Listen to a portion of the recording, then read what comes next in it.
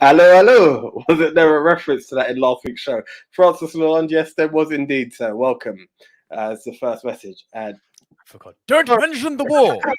no. There we are. I love the comedy. I love the banter. Official welcome. Hey, screeners, how you doing? It's myself, the one AJ Anthony Jordan.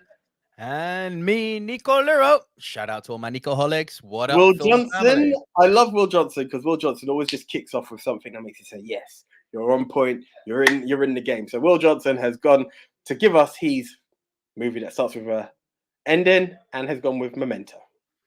By the way, I was speaking to Will Johnson this week. I had a bit of an abrupt cutoff just because he sent me a really, really cool Fuzz Aldrin's in the house. Hey, Biffa.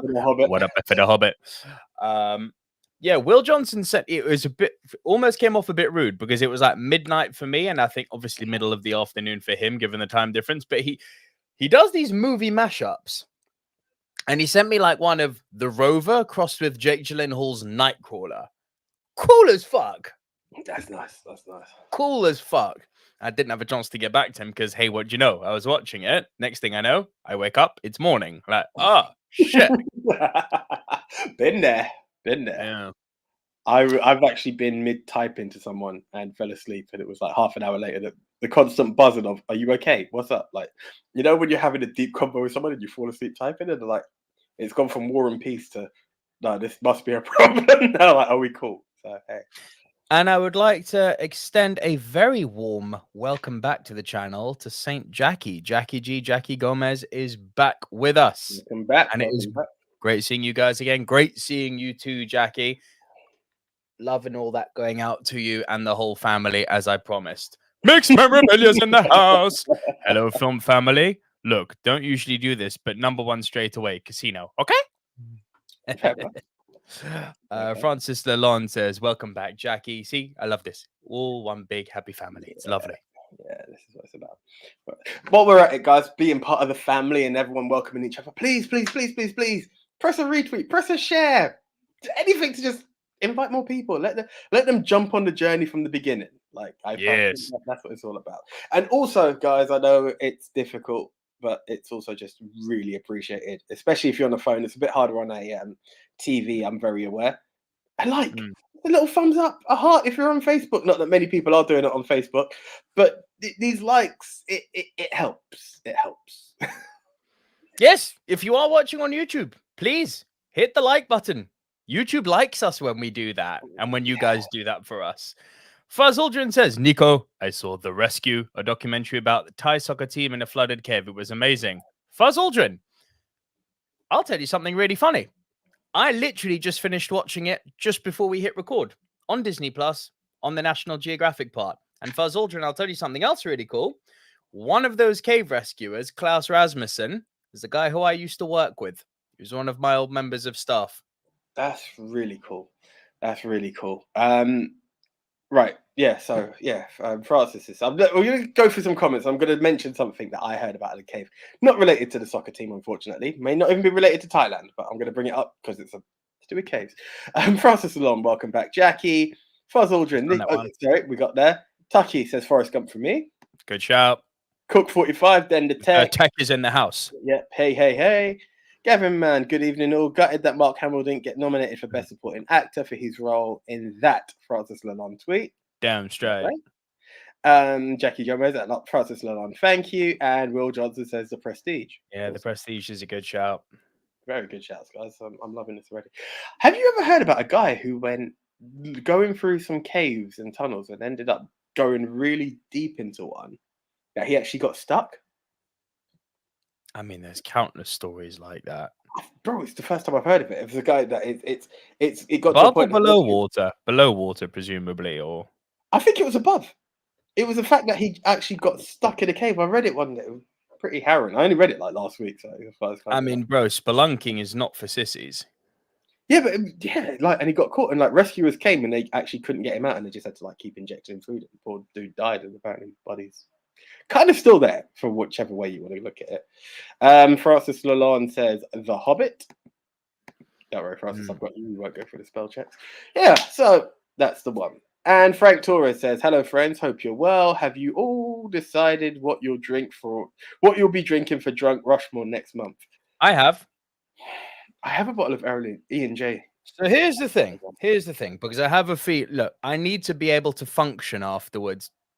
That's not true. I don't. That's absolute bullshit. I'm going to stop bullshitting everyone right now because I've already said to Anya, my wife, that this is what we're doing, and I've said, "Oh, I'll need to function for the baby after." And she's like, "No, it's fine. I'm going to tune in and watch this one and watch you get smashed." So that's bullshit. I absolutely do not need to function. Just out of pure fear, I think for the bottom 3, I'm going to go beer. Then for the next 2, I'm going to go wine. And then for the final 5, I'm going to do tequila. He's mixing his drinks. You better do the same, big man. As I said, I've got this bottle of brandy that I've just had there for the longest while. And I've always looked for the right moment to open it, and this could be it. So I don't know if I need to get the rest. Trust me, I don't play. I'm not going through like the small stuff.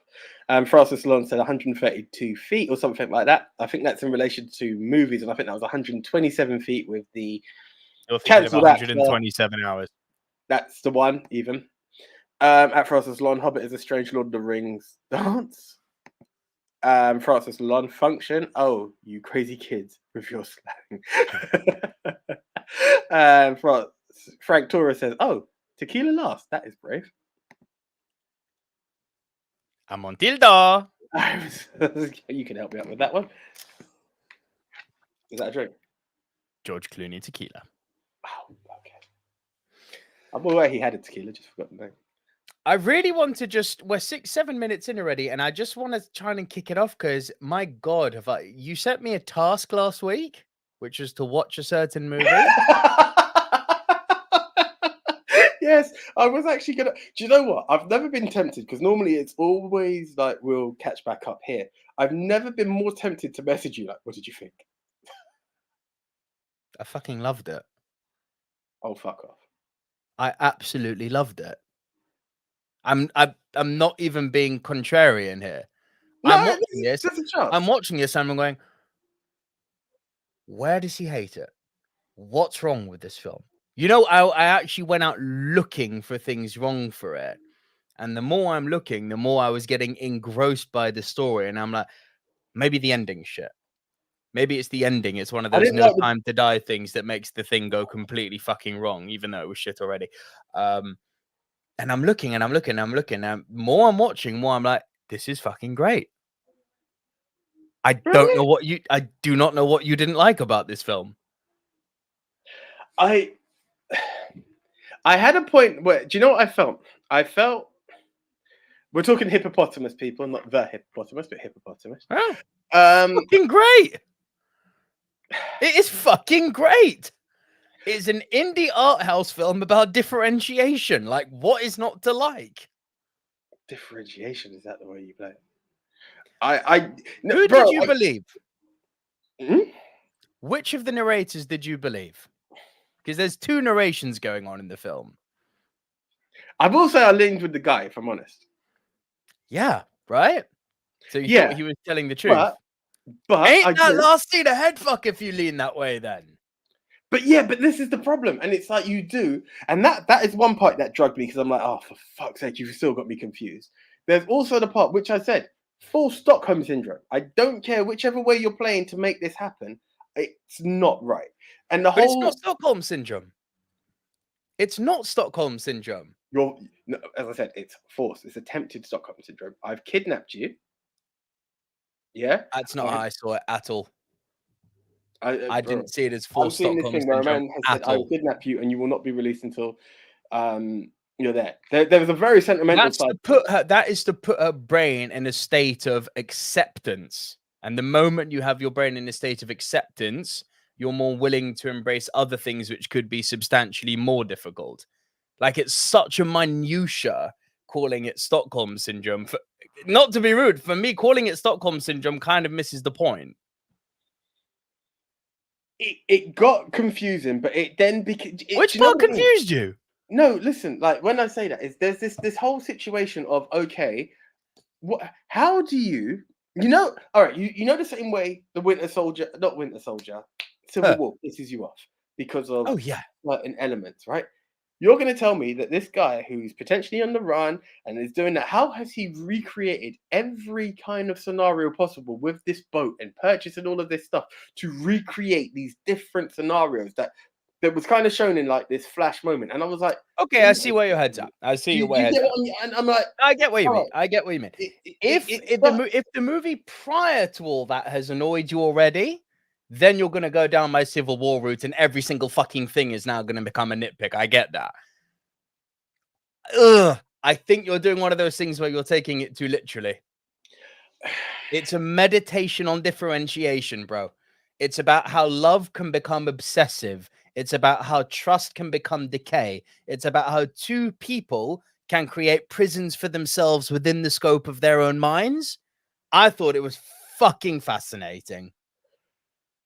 And it had me going until the end. I'm like, she asks the perfect question, like, but how did we get here? And then when they explain it, it's like, retrograde amnesia. I like that a lot.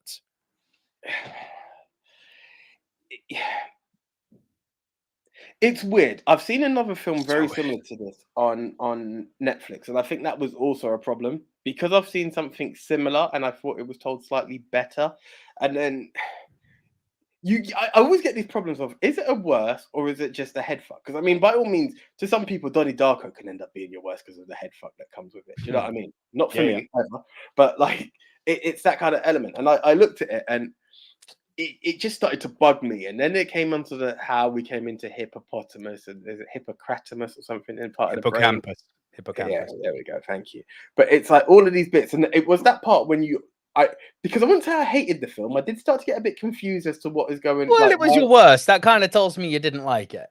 But it was that part when I said to you, when it came into, I've been able to deliver all of these different bits to this room that we've been trapped in has been the secret haven that I keep changing into different sets. And I was like, fuck off. Just get fucked. That was like the final blow for me. So I'm glad you enjoyed it. If you look at it through that prism, I completely get why it bothered you. I completely get why it bothered you. To be honest, I got so engrossed with what was going on the psychological side that I wasn't even paying attention to the physicality of it anymore. Like, genuinely, I loved it.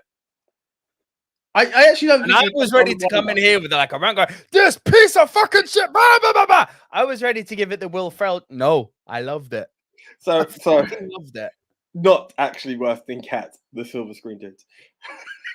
Oh God, no. No, Cats is bad. This is a movie where I understand why it would piss off people, but I don't think I've ever seen a meditation on differentiation. And I was like, that is fascinating. I loved it. Fair play. Mixed memorabilia. I don't even know if I think. Hang on, what? We got a lot of comments that we need to get through before we actually kick off. AJ has frozen. Let me remove him so he can log himself back on. While we are waiting for Mr. AJ, let me go through a few of these comments. Fuzz Aldrin, did you see The Rescue got snubbed at the Oscars? I am gutted and sad. I actually didn't even pay attention to the fact that it got snubbed. I'll wait for AJ to come back on. Sorry. AJ's back on, so we can talk about the Oscars. So, AJ, did you see that the Oscar nominations came out today?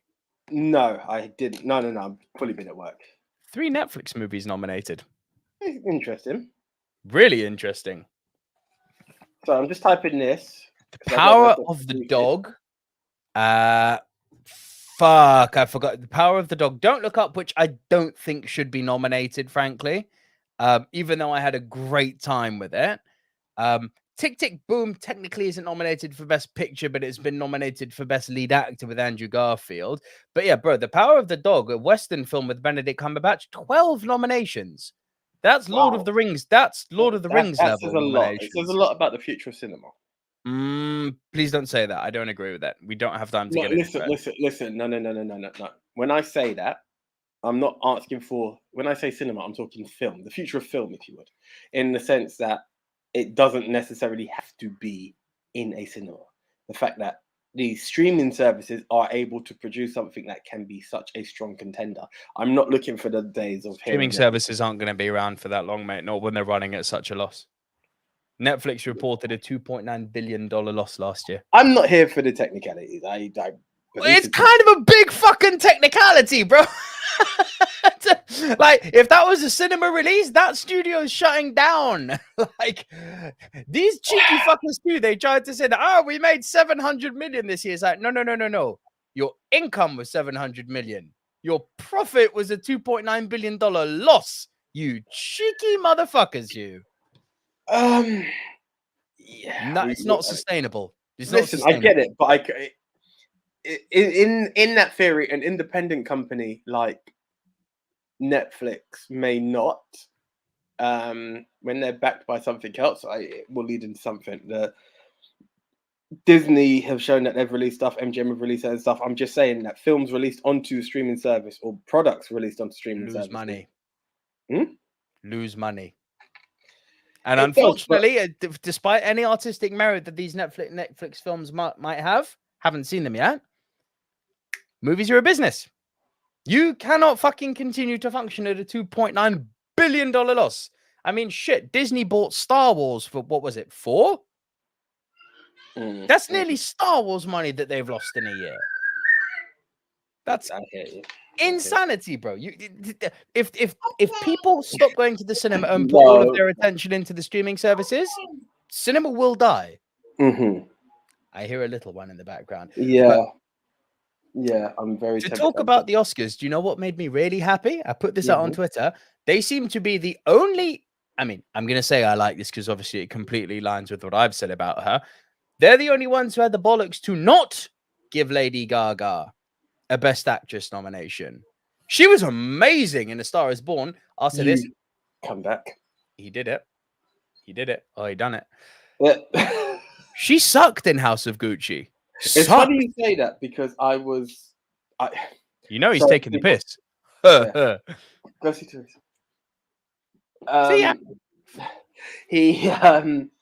I saw a post. I saw a post the other day, and it was referencing Lady Gaga, and because I haven't seen House of Gucci yet, I was still kind of tempted as to which way it's going, but I'm leaning your way in belief systems. Nah, it's not good. But yeah, there were some very interesting nominations. But yeah, Fuzzolgin just said here, Rescue got snubbed. I didn't notice that. Mixed Memorabilia says, Nico, that's exactly how I roll. Beer, wine, tequila.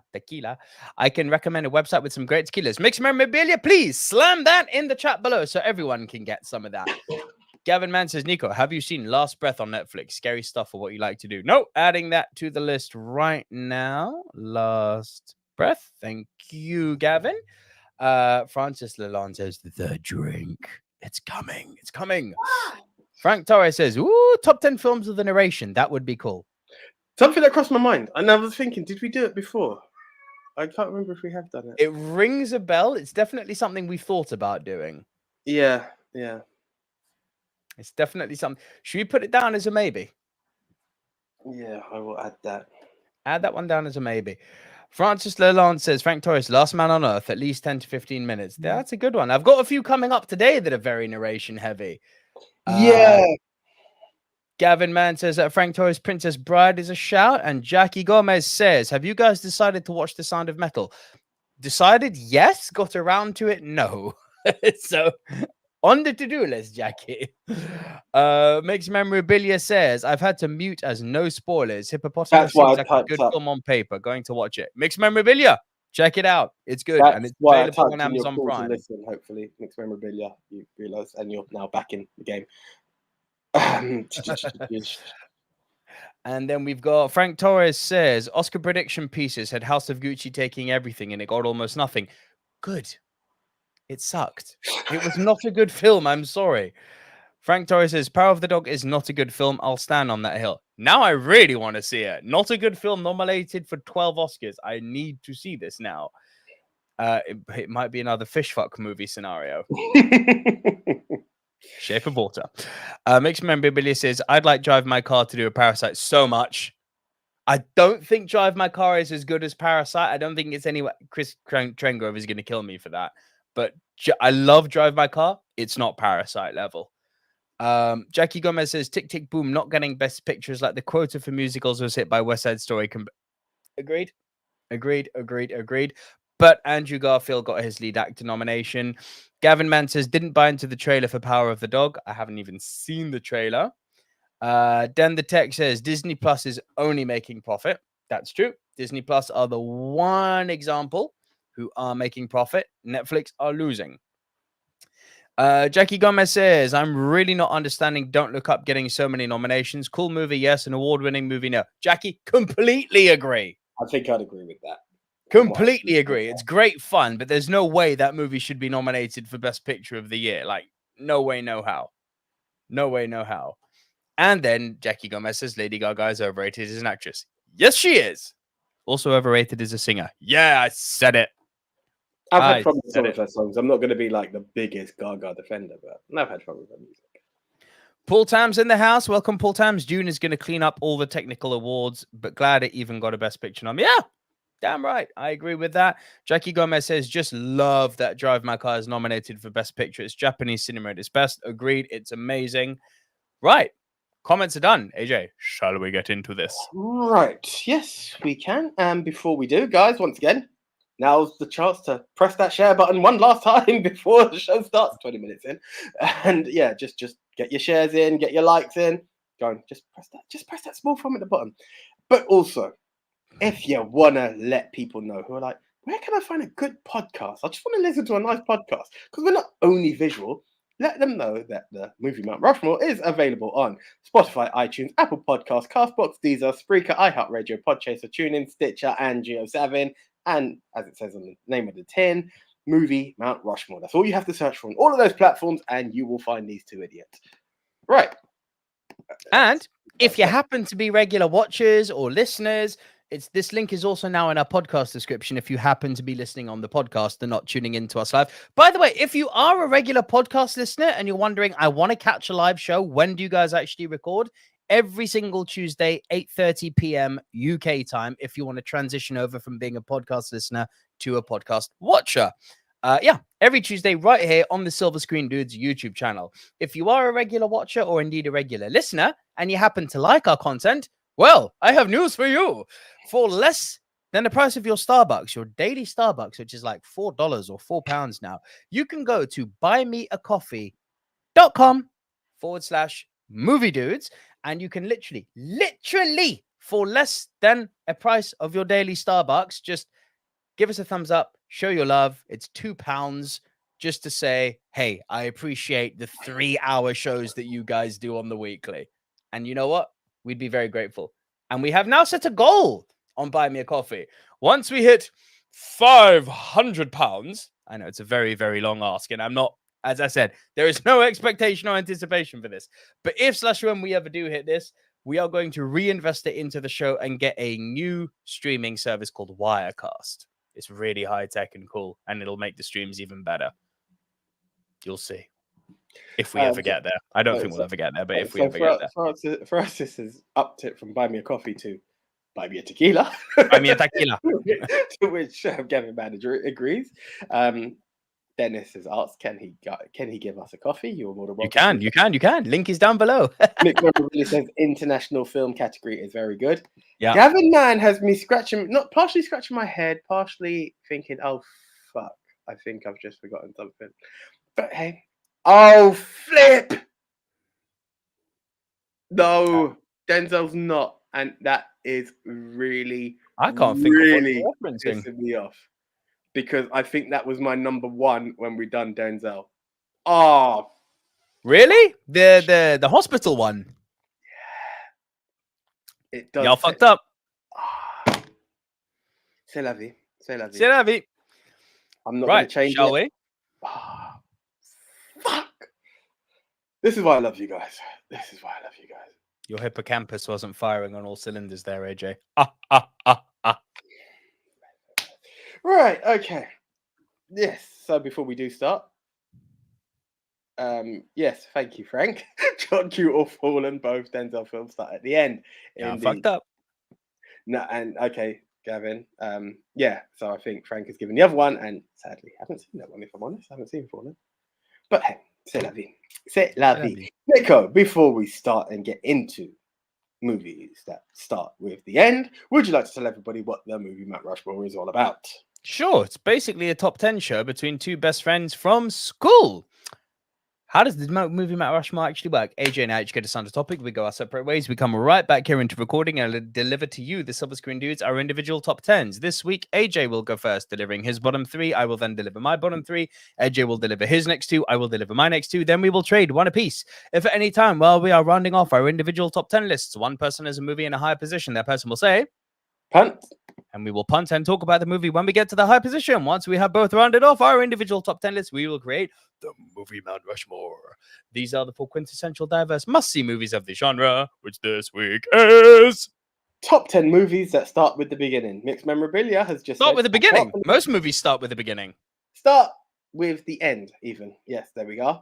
Mixed Memorabilia said, I can't believe I forgot this one, Titanic. Oh, Guess shit. What? So did I.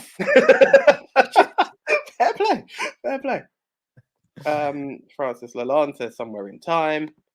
And Kevin Mann said, not that one either. You'll kick yourself if only you could remember. You could tell us now, Gavin, because we're not going to have it on our list. It's not going to be on the list, so feel free. Yeah. Right, okay. At number 10 for me, I think you're going to be shocked at how low it is, actually. Shoot. It nearly didn't even make the list through Temptation. Saving Private Ryan. That's my number 9. Okay. My number 9, Saving Private Ryan. Right here, baby. Fucking awesome poster. Awesome, right? Look at that. How cool is that? That is an awesome poster. If you're listening on pod, that, if anything, is a reason to go in, because I've never seen that poster for the same. It's wicked, eh? Can I be honest? The fact that this it's a flashback, and the reason why this gentleman is eternally grateful to this group of men is also the reason why this film lost its appreciation for me. Visually, I've always believed the opening to Saving Private Ryan is absolutely amazing. Oh, it's terrifying. Go back to like season 1, I believe, and I brought up Saving Private Ryan and something, be it war films. I can't remember what it was, but we done one, and we were like, but this whole thing of an entire army going out to save one man, and I was like, it's kind of played on me. Like, it's nice, it's sentimental. Is it realistic? Probably not. I'm not gonna say, they say never say never, so I'm gonna stick on that. But yeah, it's proper sentimental. It is. So as much as it's this mad insight into what war is, and I believe that post that little opener there, yeah, it blew me away, and that's what's always stuck to me with this film. And in terms of a taste of war, a visualization of war, that will always stick to me. So awesome movie, but in terms of, yes, it was awesome to start with the ending. Yeah, I mean, it's a flashback of a story that this guy can only retell from a certain point because he wasn't actually there to see all that they went through for it. Right. Yeah, but it's still an awesome movie that I would not ignore. There is one thing that people often levy at Saving Private Ryan, which I don't think is entirely fair, is when they say, oh, it's just the opening 20 minutes that are amazing. That's not fair, because that sniper battle where Vin Diesel gets killed, that's awesome. That scene with where they're at those huge kind of like, I think they're like pylons of some sort, and they capture the German and then let him go, and it then comes back later to haunt them. That scene's awesome. That scene at the end in Ardennes in the village with it, it's so hard to watch. Like that scene at the end with the tiger tank rolling in is awesome. So it's not just the opening. The battles in this film are done well. Will really have you. But it's unfair to. It could be your favorite part of the movie. It could even be the best part of the movie. But it's not to say it's the only part of the movie. Oh, it is the best part of the movie, without a shadow of a doubt. But listen, I say that, but I'm just laying it out in different levels because people may have their own choices. But yeah, for me, it is. Your number 10, my number 9. Gavin's number 7, and he watched it purposefully for this and really enjoyed it. Thought the best part were the scenes between battles. There you go. Shooting down everything we just said. Fair enough. Right. So your 10, my 9. Your 9. Okay, my 9 now. Fight Club. That is a small punt. Fair enough. Cool. And then I suppose you'd like my number 8. Yes, please. Do you know what? I feel bad putting it at 8 because I had it higher, but then all these other films just kept creeping in and pushing it up. My number 8 I believe you mentioned it. Was it last week? Anyway, you mentioned no, it wasn't last week. The week before. Dystopian movies. La Jetée. Now, this one, I think the play on the fact that the beginning is the end, but also the entire story. It's not obviously it doesn't work in 12 Monkeys because it's not exactly the beginning scene from what I remember, but it visually is in La Jetée. That's why it has to be La Jetée as opposed to 12 Monkeys in this situation where a young boy witnesses a man getting murdered and it's always stuck in his mind in his adult life. And if you've seen 12 Monkeys, you know where we're going with this. But again, for anyone who hasn't seen it, slightly awkward if you don't speak French to say it's available on YouTube for free. But maybe there's a version out. Yeah, it is available on YouTube for free. Not sure if there's a subtitled version out there. But yeah, if you do speak French, happy days. But yeah, and again, if you've seen 12 Monkeys, this was the inspiration to it. The story doesn't change, just 12 Monkeys fills it out a lot more. A little bit, yeah. But yeah. So yeah, I just love the concepts of that one in the efforts of the end being the beginning and the beginning being the end. Right. Very good. That's my bottom three. Francis Lalonde has said Interview with the Vampire. That is a great fucking shout. The only reason I haven't put Interview with the Vampire on, I didn't forget it, it's going to make one of my lists in the coming weeks. And you know I don't like to recycle films too much. Yeah, Jackie seconds that. A true classic. Yeah. I thought of it, and the fact that I'd also just put Fight Club in there.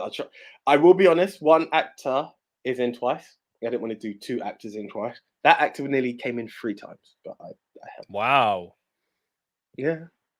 Well, I've got a director who's in there twice. Come again? I've got a director who's in there twice. Fair play. It's also possible.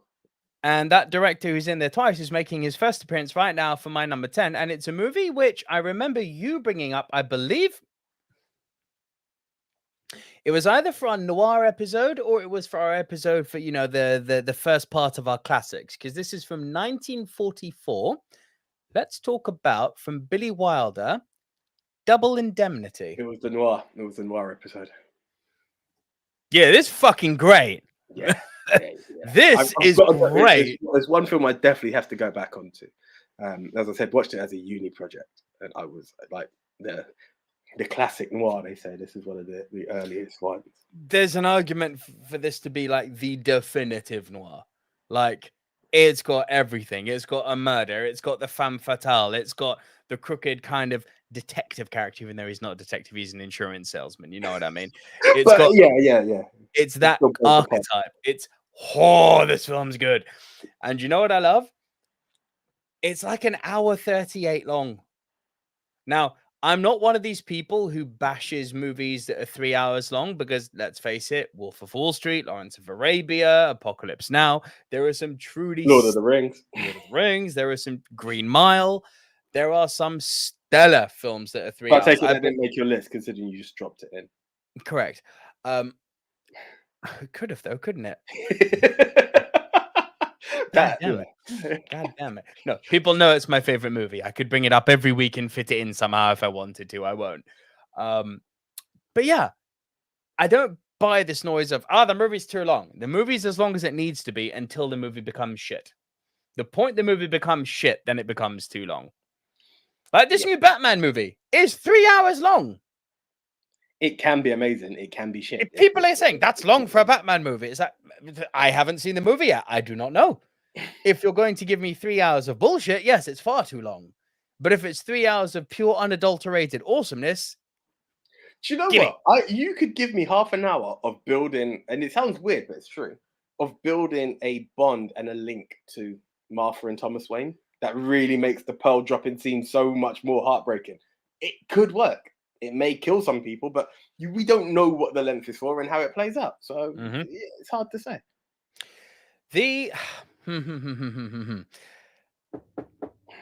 There's rumors going around that Lex Luthor and Metropolis are referenced in the Batman, so there's some connection to the DCU. I don't care. I just want a good Batman movie. I mean, less about Batman, more about Double Indemnity. Awesome. 1944. Cut above piece of class. Super simple story. Insurance salesman goes to a woman's house. Woman happens to be femme fatale. Femme fatale lures the man under her web of beauty and intrigue, gets him to do a murder case with her on her husband. They do it on a double indemnity case, which means the money she's getting is double, 2-time, doubly deuce. And they try to get away with it. And they get so close. And to say more would be spoiling. But yeah, double indemnity is, whoo, that's a film. That is a film. I'm glad you enjoyed it. Yeah. By me.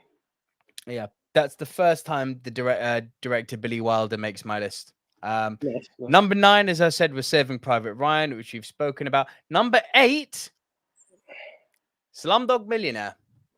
Small punt. Okay. So you're number 7, sir. You're right. Slumdog Millionaire. I've brought this up once before. I don't know if you've seen it. I remember one friend of mine said he absolutely hated it, but I loved it when I first watched it. This is David Arquette, DMX, Never Die Alone. It's got David Arquette. What the fuck? So David Arquette plays a reporter who's witnessed a murder, and it's been a while since I watched it, but he actually then goes into his house. I think he got hurt as well, and he's actually playing a tape of King David, I believe his name was, played by DMX. And what you now go through is this whole life story. So it actually starts with a narration from DMX about X gonna give it to you. I mean, sadly now I'm going to touch wood, because what it kicks off with is DMX laying in a coffin. He's talking about, like, oh Jesus, I can't remember how it opens up, but it's there. And then we've actually gone into this. It goes into this whole story of him building into this gangster he was, and some of the real nasty shit he does, and the errors and paying for his sins. And essentially, but the same way it goes is, even though not in a Scarface way, because you didn't make it that big, but through all your dodgy dealings and all your risings up in the streets, if you would, the value of money doesn't match like just having your family around you. So some of those mistakes have come back to haunt him, and yeah, essentially he dies alone, and all these riches mean absolutely nothing when you're gone. It was a film I really enjoyed. I just found out it was on Disney Plus. I would have watched it again had I known it was there. I used to have DVD many years ago, and when I saw it, I was like, fuck. But I do remember it, and this is one of those where the whole story is being narrated through, and that every now and again you get these flashbacks of David Arquette just really reacting to how dark and deadly this guy can be. It's actually one of, I would say it's the best I've seen from DMX in a film perspective, not as an artist, but yeah. Don't mean to be rude. We're not raising the bar high there, are we? That's like a virgin saying that's the best sex I ever had. It's like, sure. Sure. Yeah, but no, I really enjoyed Never Die Alone. That was one of my films back in the days. So worth a watch. I don't want to get one of these things where you go into something that kicks off with it. You don't want to go too deep, but yes, he's just a drug. It's very hard for me to watch a David Arquette film. Although saying that, it, have you heard the new Scream movie is actually meant to be good?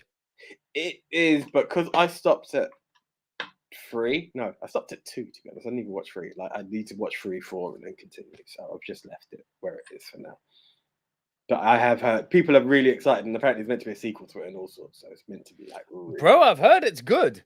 The noise I'm hearing from those who said it's good probably said the first ones were good. So I don't know if you're going to really want to take that on board. Oh no, fuck the first one with the but fire. This is what I'm saying. So I don't know what that means to you by hearing it's good. In fairness.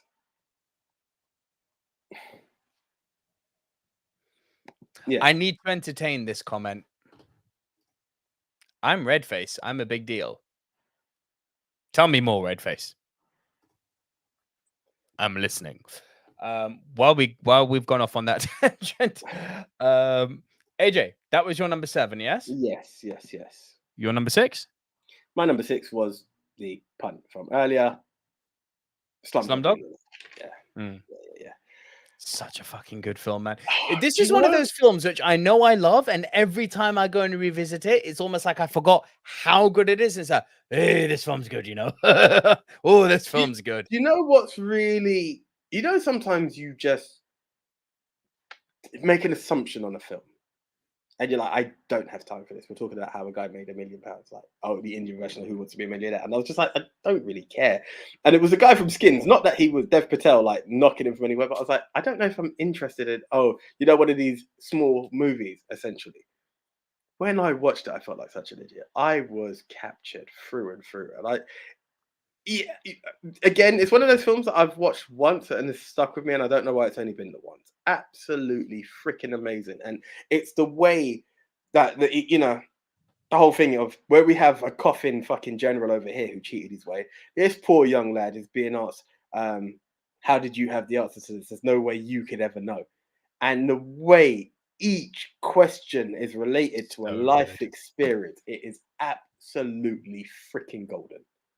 It really is golden. It feels an injustice to even have it at 6. The film is fucking. I think had I watched it again, it might even end up at number 1. It's that heartwarming and touch. It is freaking amazing. It's an awesome movie. People say it's heartwarming. I actually find it quite a hard watch. Mm-hmm. Like even on that poster, let's bring up that poster you just had. They call it like, what was it? The feel-good film of the decade? Yeah, there. Like, no. No, it's depressing as fuck. It's hard living, but it's because of the result. Because it's like, so that's how you done it. No, he hasn't had an easy life by any means. But it's like, so this led to that. This, it was a real eye opener, and that's where it's like, he comes out on top. Like he was the millionaire. He gets to live the life that he deserved after all of that madness, essentially. So. Yeah, in that sense, it's heartwarming, but yeah, it's not an easy watch, and you'll be smiling from beginning to end. Hell no. The eyeballs. Yeah. Not cool. Not cool at all. Yeah. So that was your 6, yeah? Boy, we're flying this week. Fuck me. Shall we go on a tangent? Shall we go on our first tangent? Let's talk to the fans. Let's talk to the people who've tuned in. Let's see. Red Face's ugly sister says, "What do you want to know? I will tell you all." AJ, ask something really inappropriate. When someone offers, you ask, "Is this porn? Are we being bombarded by a porno link here?" Because porn wouldn't actually answer a question. You haven't typed it. You've said it, and it came out. That is very rare. So I know. That's true. It's not a porno link. Redface, I apologize. I'm only saying that it's your first time tuning in. Sometimes we have porno links being shared, so apologies. Ask something, AJ. How did you find the Movie Mount Rushmore show? So, Redface's fugly sister. So, what is your name? And who is Redface? I don't know that you're a fugly sister. Like, I'm not here to judge. That's your personal opinion, but what is your name, Redface? Let us, fugly sister. What is your name? Who is Redface? And welcome to the film family. Hope you come each week. What's your favorite film? What is your favorite film, Redface? Welcome to the show. Mixed Memorabilia says, "I know Nico dislikes it, but The Irishman." AJ, talk for me. Talk for me. You would like me to talk to you? Talk for you on The Irishman? Mm-hmm. I mean, there's a lot to go in there, but I mean, The Irishman's a funny one. It's like, yeah, it's a nice movie. It's good. It's watchable. It's long. But is it Scorsese at his best? No. Oh my days. Excuse me. Here's a tangent for you. Because I failed on my end. Because last week we talked to Scorsese as well as 3 other movies where we were talking about what did we talk about? Yeah. Animals in the title. Films with animals in the title. Should we do the results now? Because we didn't do it earlier. We didn't. Shit, we forgot to lead off with that. Fuck. Okay, quick tangent. There's a good tangent. Intermission time. Intermission. There you go. We'll do that. Full intermission. So yeah, film starting with animals, guys. So we, the Silver Screen Dudes, have a top 10, and then we have a very difficult task of creating the Movie Mount Rushmore, the 4 must-see movies, as Nico previously said. It gets tougher for you guys. Why? Because you have to head on over to @MovieMT_Rushmore, the Silver Screen Dudes Twitter page, or at Movie Polls for You. We love movies. Good old JT. And you will have to vote for the number 1, El Capitan, the best of the best of the best. Last week, our topic was best movie with an animal in the title. And our contenders were The Wolf of Wall Street, Reservoir Dogs, One Flew Over the Cuckoo's Nest, and Black Swan. 392 people voted. It did not go the way I would have predicted. I'll tell you that much for a given. Start guessing. It's not that deep. But Okay, okay. Well, no, I mean, none of them are shit. So No. Yeah. Black Swan at number 4. Yes, Black Swan at number 4 got decimated, 8%.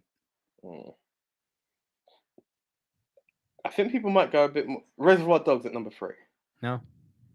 Wolf of Wall Street at number 3. Yeah. Wolf of Wall Street at 3 with only 21%. Okay. And then separating 2 and 1 was only 3%. Reservoir at number 2. Yeah. Reservoir at number 2. One Flew Over the Cuckoo's Nest at number 1, 34% and 37%. Congratulations. Insanity. I did not see that as the number 1. I'm not going to lie. No, nor me. It does make me think, what would have happened if we put Raging Bull on? But hindsight is a wonderful fucking thing, is it not? It is indeed. It is indeed. But hey, c'est la vie. Kind of like my Denzel. Right. Okay, well, guys, so once again, head on over to @MovieMTRushmore or @MoviePolls for you. And you'll be able to vote this week for your favourite movie that starts with the ending. But before that, we have to continue and go to the Rushmore. Intermission ended, and back to the comments. Frank Torres agrees with me. Children getting sold into human trafficking and getting their eye burned out is not feel-good cinema. I agree, Frank. No, not in any means. Not by Jackie any means. Gomez says, you can't say it's a feel-good movie when you put a child in a pool of shit. Again, I agree. Francis Lalonde says, the 10 most misleading movie blurbs, loglines. I'll have to think about that one, but that's actually quite a fun topic. It can be. Very perceptive, but it's a matter of perception. No Time to Die, calling itself a James Bond film. That's misleading. That's misleading as fuck. Cook 45 says it best. Slumdog was happy, sad. This is true. It was sad with some payoff at the end. That's the best way to put it, actually. Mixed memorabilia. Slumdog Millionaire is a masterpiece. It's a raw, gritty film. Amazing soundtrack as well. Tally ho! Was great. Tucky says, I know it's not perfect, but I have spot. a soft for swordfish. Hugh Jackman, John Travolta, Halle Berry. That works. Yeah. Fuzz Aldrin says, what makes cave diving more difficult than regular diving? So with cave diving, it's a bit of a misconception that it's more difficult than regular diving. The answer that people will be expecting is that there's an added danger in the fact that if something goes wrong, you can't surface in a cave. Cave is completely full of water. If you need to get up, you can't. The only way up is out of the cave. However, if you're a seasoned diver, you'll know this. Because of the added danger of cave diving, the amount of planning that goes into a cave dive, and the amount of additional equipment you bring in to keep you safe that you wouldn't in a normal ocean dive, there's a huge debate, mostly amongst cave divers, but there's a huge debate that says that actually cave diving, despite the overhead issue, the overhead being you can't go up, is safer than normal diving. I would agree with it on a technical level that it is safer just because, you're not bringing in 2 tanks with you. You're bringing in 4 or 6. You're not bringing in... You've basically got all the spare equipment in the world if something goes wrong. And there's rules you follow. Cave diving goes wrong when you don't follow the rules. As in, you've got lines that you follow. If you go off the line without having a reel with you to bring you back to the line, there's a good chance you're going to get lost and die. It does require highly specialized training, and the added danger is that you can't surface directly, which scares the shit out of a lot of people. So I'm going into this water environment, and if something goes wrong, I can't even get out of the water. Pretty much, yeah. Not for me. Okay. So cool. Francis has caught us out. Yep. The results. Indeed. Oh, I get it. The results. Yes. Well played, Francis. That's your I didn't even catch that one. Yes, Francis. My God, Francis. Yes. Oh, it's going to become a thing. You know what AJ's favorite film is going to be this year? The Batman. How happy are you that they've put a "the" in front of your favorite superhero? The Batman. Yeah. I still maintain that when I said the Black Panther, because I'm talking about the. Anyway, we won't get into Batman. I love Gavin it. Mann says, forgot to talk about the poll podcast where the middle has the beginning. Well played, Gavin. That did make me chuckle when I said that. Jackie Gomez gave us Cuckoo's Nest #1. Yes. Gavin Mann, yes, man. That was like Cuckoo's Nest. Jackie Gomez said, Cuckoo's Nest is simply amazing. Can't disagree with that. Mixed memorabilia, One Flew Over the Cuckoo's Nest is the one I voted for. Yep. Frank Torres says, did you guys watch the new Lightyear trailer? No, Yeah. I did see something for it, but I didn't. Fucking great. It's fucking great. Awesome.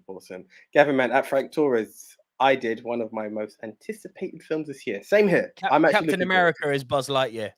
What more do you need? What more do you need? Actually, fun fact while we're on it, Tucky, I'm coming back to your comment.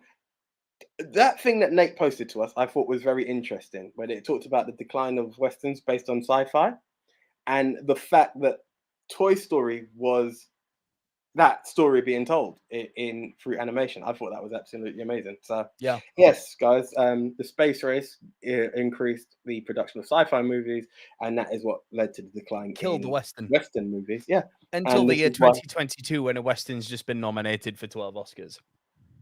There you go, figure.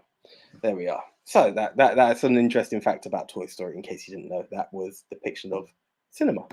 Tucky says, just remembered Nobody, which I recently watched and qualifies. Great little movie. Christopher Lloyd kicking ass. Not seen that one. And Francis Lon, I always thought with cave diving, it's easier to lose your points of reference.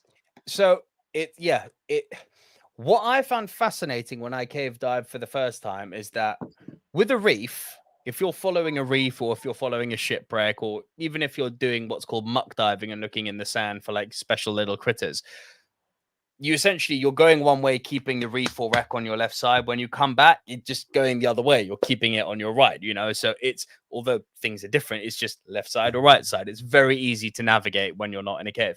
What flipped me out is that I've got a really, really good sense of direction underwater. What fucked with me cave diving is that caves look so different when you're coming back the other way. Like it looks like a whole different environment. Like the stalactites and stalagmites you can see going one way do not look the same on the way back. Now, it sounds really obvious when you say this, is that obviously a piece of rock looks different from another side. Sure, but when you're a diver, you're not so used to just looking at rocks. You're used to picking all sorts of different points of references, be it, different parts of the reef, certain features of the reef, like big sea fans. A sea fan essentially looks the same on both sides. With a cave, it's radically different. And this, Francis, is why there are always lines in a cave. This is cave level 1 stuff. There's always lines set in a cave, and the point of cave diving is you stick to the fucking line. Then when you go to cave diving level 2, you bring your own line, but you hook it up to the existing line, and then you can go off exploring little sub passages, but you never let go of a line. So you should always be coming back to a line, and that's your lifeline, essentially. It takes you out the cave. But take the line out of the equation, yeah, they look radically different going one way into the other. And that's enough about scuba diving. Awesome. Cool. So just want to put that out there. And Francis has also said, hadn't thought about that, AJ. The Toy Story Western / sci-fi. Yeah, it's fascinating. Didn't know until it brought out, and I was truly blown away by that. It was a thing of marvel. Right. So that was Slumdog Millionaire, my number 6. Over to you, sir. My number 7 was the punt from earlier. I'm going with Fight Club. Awesome movie. Take the opportunity to say R.I.P. to Meatloaf. His name was Robert Paulson. Thank you, Dan the Tech. Yep. We have spoken about this movie a lot, but I'm never going to skip a beat to not talk about it. It's so fucking good. From the nitty-gritty style of the way it's shot, to the fact that you pick up little points all the way along, to the relationship, the on-screen chemistry between Norton and Brad Pitt, man. Absolutely. And I just love... do you know what I love? It's when they're building up to Project Mayhem, when it's still Fight Club. And I don't just mean the fight stuff. When they're both living in this decrepit old house and they're trying to say, I'd fight this person, I'd fight that person. That whole bromance they have going on there, which then eases the passing of the house and allows the house to become its own almost character. And that character then breeds Project Mayhem. There's so much cool shit going on there. And yeah, I mean, I love Fight Club. To think that this was a fucking cult film. I know. Yeah, it just blew up. Jackie Gomez, you laugh, but a top 10 diving movies. One we've done underwater movies, but you are talking to a seasoned diver just there. Like, yeah, this man has taught many a people, has owned diving companies. So yeah, there's Has no worked with laughing National matter on this Geographic. podcast. Yeah, but yes, going Still back does. to Still does. truly amazing. Thank you. Also, yeah. I just want to get out there. Redface's fugly sister. Are you still there? I think we've lost Redface. Hope we haven't scared you off. Like, welcome. You're truly embraced and welcome. Anything you want to add for Fight Club? I think we've said most of the parts. It's more than just a fight movie, you know. It's not just the awesome scenes. It's very smart. It really is. It develops, and you know, the first time you watch it, it's the shock factor behind it. Oh my god! Wow, how did I not see this? And you know, it's as much as he's a pain in the ass to work with, he's a fantastic actor in Edward Norton, and that is one thing to appreciate. And then Brad Pitt is also amazing, and there's no denying what Helena Bonham Carter can do as well. So you know, you had this trio of amazing actors just delivering. You know, great film. Yeah, Francis Delon says The Frogman, and then The Abyss. The Abyss is a great fucking film. Dan the Tech says Fight Club is one of my favorite movies of all time. Rightfully so. And Gavin Man says Jackie Man, Point Break. Lol. Fucking Point Break. Cool. Oh, la la. My number 6. Yeah. I don't think you've got a big affinity for this movie the way I do. And I know it's starring a man who should not be named, but I got to do it. American Beauty. So do you know one of my things? I actually really enjoyed this film. Tell me more. Watched it on the plane coming back from Florida. So that's actually 22 years ago. And sadly, it's one of those films I just never revisited. So if I remembered what the beginning was till the end, I couldn't tell you. He's not to be mentioned, but I thought this film fucking kicked ass. Well, I mean, away from it. The literal opening line of the movie is, "My name is Lester Burnham, and in 1 week I'll be dead." Fair play. And then it literally ends with him reflecting on what he calls my poor, simple little life. So it's a narration. It's someone who's clearly died, and he's narrating his life, the last week of his life. It's very, very, very much. I really enjoyed it. But as I said, it was on the plane. Do you know what? It's so fucking avant-garde and on the nose sometimes with some of its art delivery. I personally love it, but it's highly memeable. That's I think a lot of the problem I've found with, I'm going to choose my words carefully here, but for lack of a better word, I guess you would call them the snowflake generation, right? Is that instead of addressing something and looking for any type of profound meaning in it, let's just meme it. Memes are funny. Let's go with that. So don't get me wrong. I'm all for subverting with a bit of comedy and to lighten the mood a bit. But I'm sorry. That scene where he shows her the bag and the narration and talks about how beautiful it is, not because it's a bag spinning, but because of a malevolent force that can't be seen, but every single human being is subconsciously aware exists. And he feels that moment with that bag was so personal and intimate that it's almost like this malevolent force was reaching out to him as a form of reassurance. I think that is stellar filmmaking, to take something as simple as a plastic bag, but do almost poetic prose over it and describe something that ultimately links us all as human beings, irrespective of whether you believe in a certain faith or not. I thought was quite fucking stunning. Add in all of that, a man going through a midlife crisis, you're a archetype teen girl who wants to be something that she's not.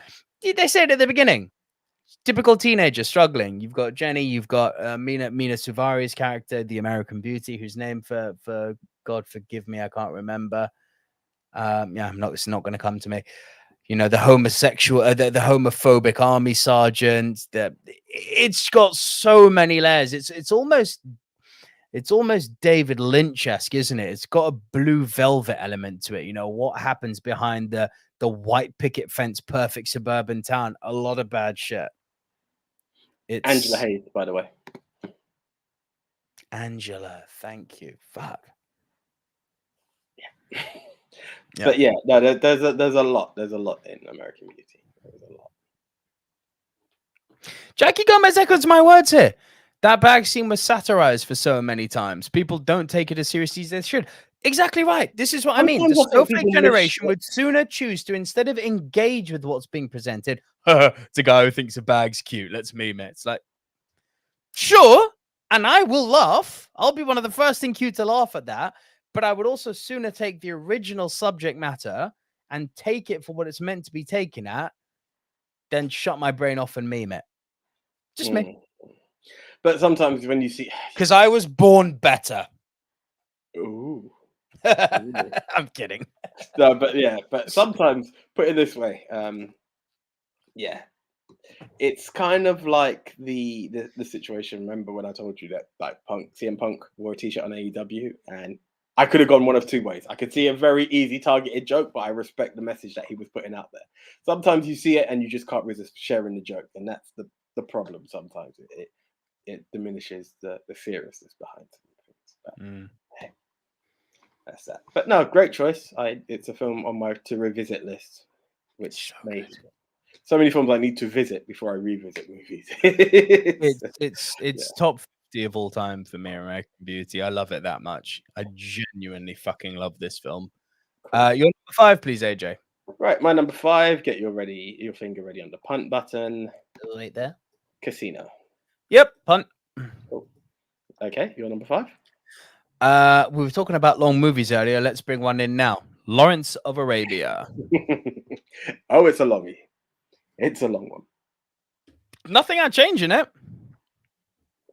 I didn't have a problem with it. I just didn't get to finish it. I can't remember what we were talking, but yeah. You never finished it? No, I didn't get a chance to. Well, I know it's been talking about it for like a year. Movies with an intermission. You can revisit it then.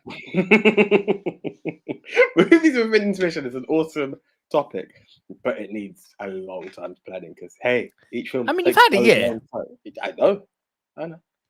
Still no progress on that front. You've got yours completely packed, yeah. Yeah, lucky you.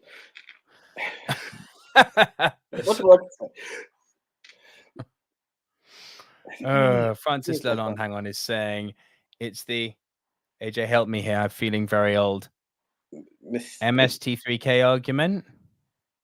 What's that? I want to say mistake, but I'm not sure.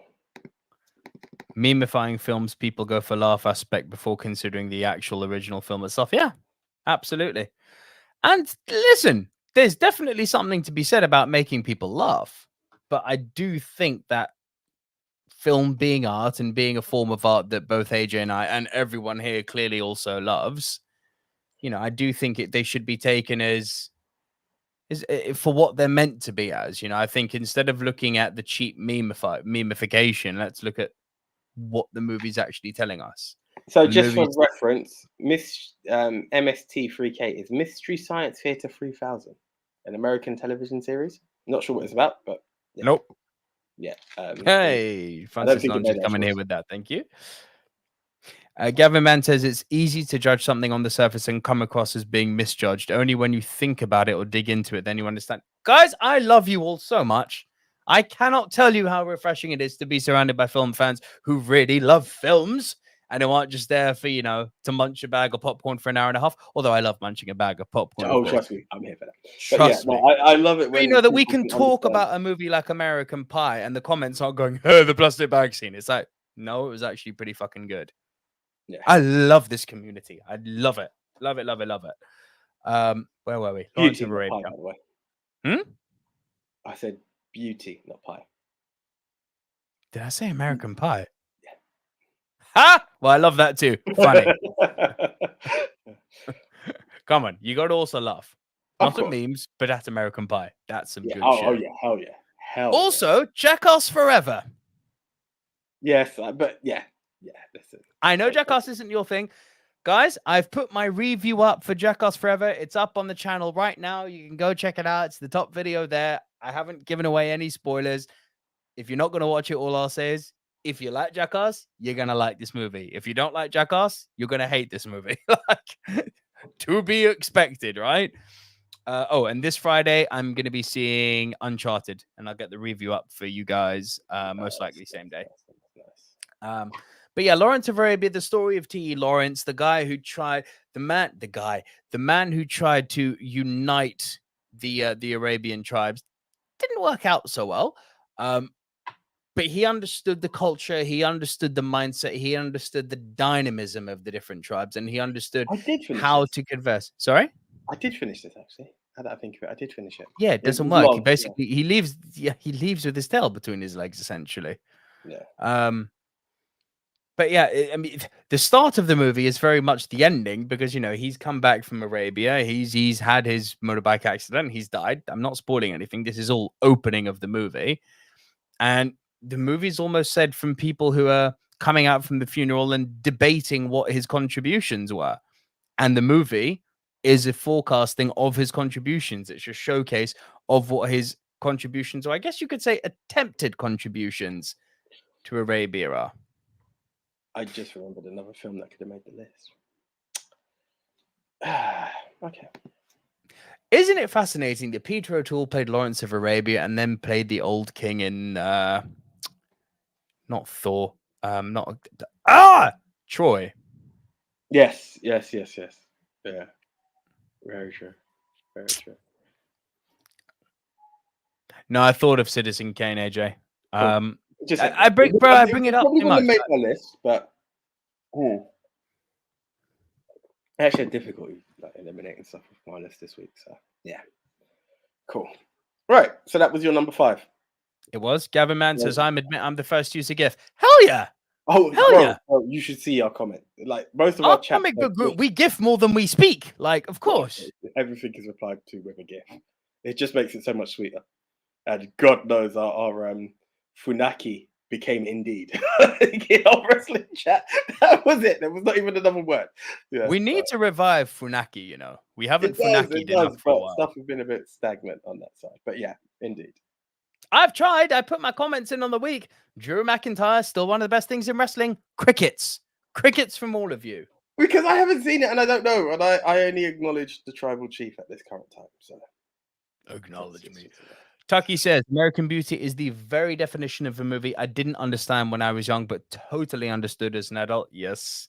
Fair play. I might even get a newfound appreciation for it.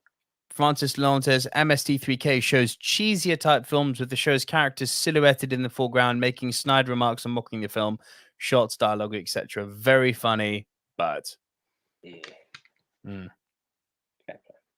Jackie Gomez says, more movie reviews, please. I'm aiming to get one out a week, Jackie. I'll try and get one out a week. Well, someone's allowed back out. I just remember it was one a month at one point. So hey. Oh, no. We've negotiated. Fuzz Aldrin says, I'm watching Death on the Nile featuring Armie Ham. Wow, I'm not going to finish that sentence. Fuck, no, I can't actually finish that sentence, Fuzz Aldrin, because not only will the YouTube demonetize us, the podcast platforms will demonetize us if I finish that sentence. Yeah. Shit me. Yeah, plus we might be liable. It's fact. But I actually saw, I was actually shocked. I didn't know it was coming out, and I came out of the station and saw it was there, and I was like, damn, should I watch it? And I just didn't have the time to watch it, to be honest.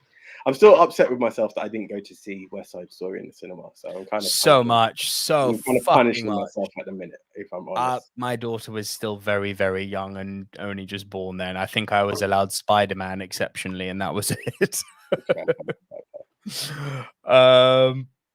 What have we got here? Mixed memorabilia. I can't help you with this one. Can anyone remind me? Does MS Donnie films start with the end? Can't help you on that one, my bro.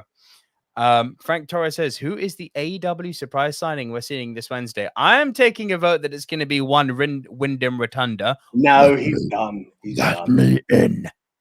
Yes. No. Yes. Yes. I would say Keith Lee. No. Oh. I would lean more with the Titan. I think Braun might finally show his face around there. Do you know who the rumor is? Johnny. It has to be Gargano. No chance. Johnny's not leaving his pregnant wife alone. No way. No way, no hell. What? No way. No, they've travelled now. No, I forgot. No, I was going to say if they're all still in Florida, but they're not anymore. So that's kind of good. No chance. Outside chance says it's Jeff Hardy. Then the tech, Triple H. Oh God, I would love that. Speaking of management, do you know who I think it could be? If we're talking management, William Regal. Yeah. Do you know what? So I can't remember who said it somewhere. I can't remember if it was in our group, if it was outside. I would prefer to see Regal in an Impact or an NWA level than AEW. Yeah. I think he can really change the game and won't have as much contest as he would. You say that, and this is the last thing I'm going to say on wrestling. Imagine how Regal could elevate Dark and Dark Elevation. Yes, but I don't want him to be. I think he can actually control a mainstream show as opposed to just trying to elevate a show. Let him do what he does well. You say every week that they've got a problem with like roster bloatage. If you elevate Dark and Dark Elevation, you've just fixed the roster bloatage problem. Probably. Let him elevate. They've got 2 shows already, so I'd love to see him turn something like Impact around. I think he'd be freaking awesome. Yeah, no, he'd be great at that. All right, that was my number 5, AJ. So you're number 4. Yeah, so this is my second Forrest Gump. My second Tom Hanks. Ha! Well, there you go. there was a brain fart out of all times. Yeah, Forrest Gump.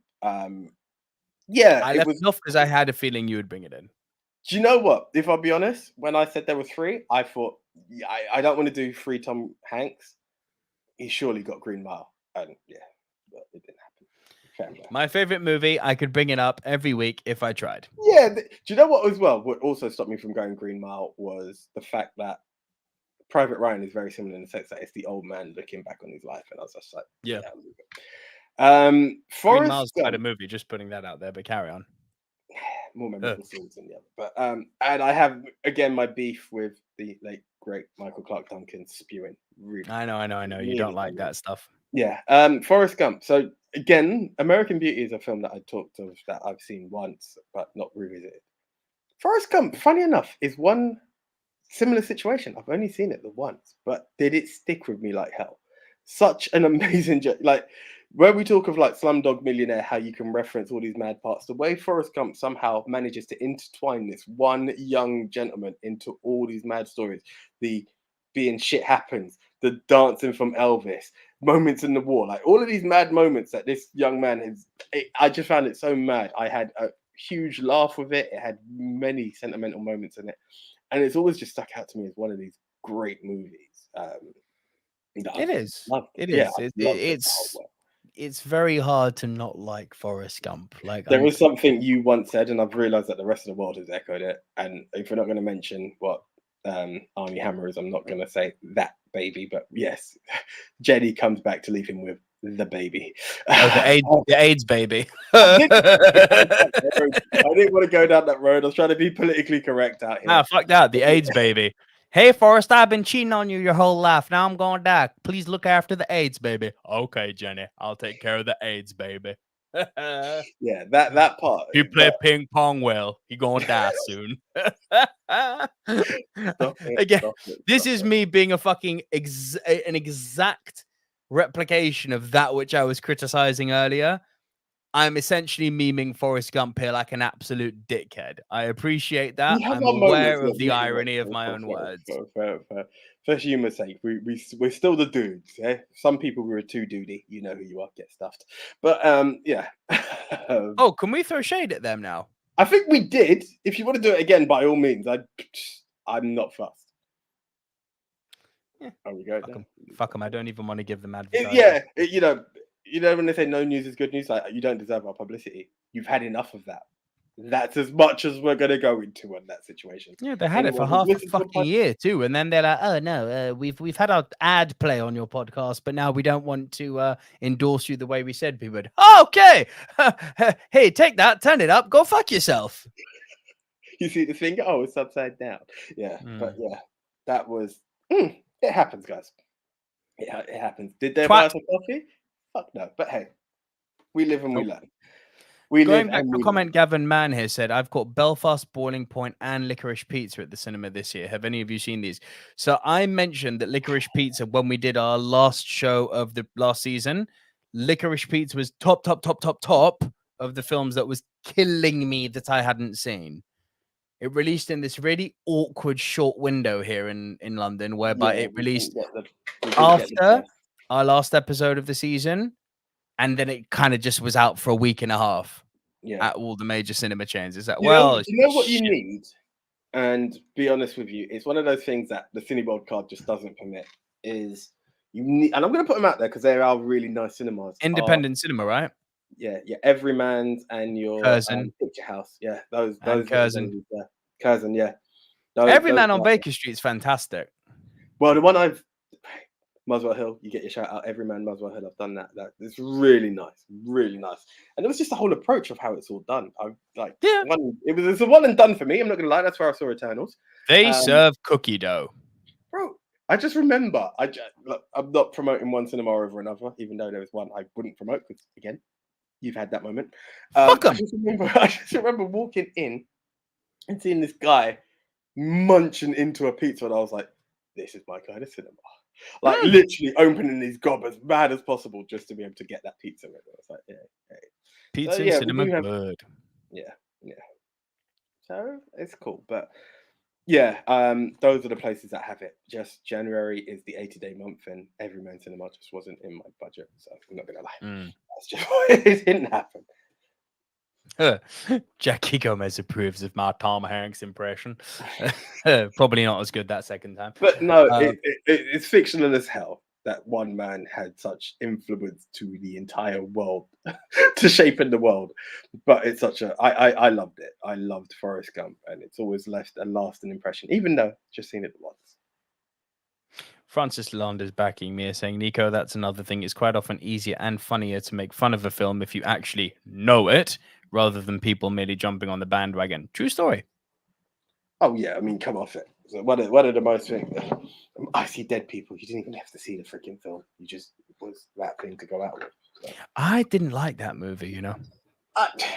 Do you know the sad thing about it? And I'm sure you're on the same train as I am on this one. The spoiler was spoiled. The ending was spoiled. Yeah. But then you're just watching this film thinking, when the fuck am I going to find out you're dead? You need to see it. You need to see that film with fresh eyes. It's true. Mixed Memorabilia agrees with what we're saying. Fully agree about independent cinema like Curzon, BFI, etc. I'll say this about all of them. I love them all, but you mentioned BFI.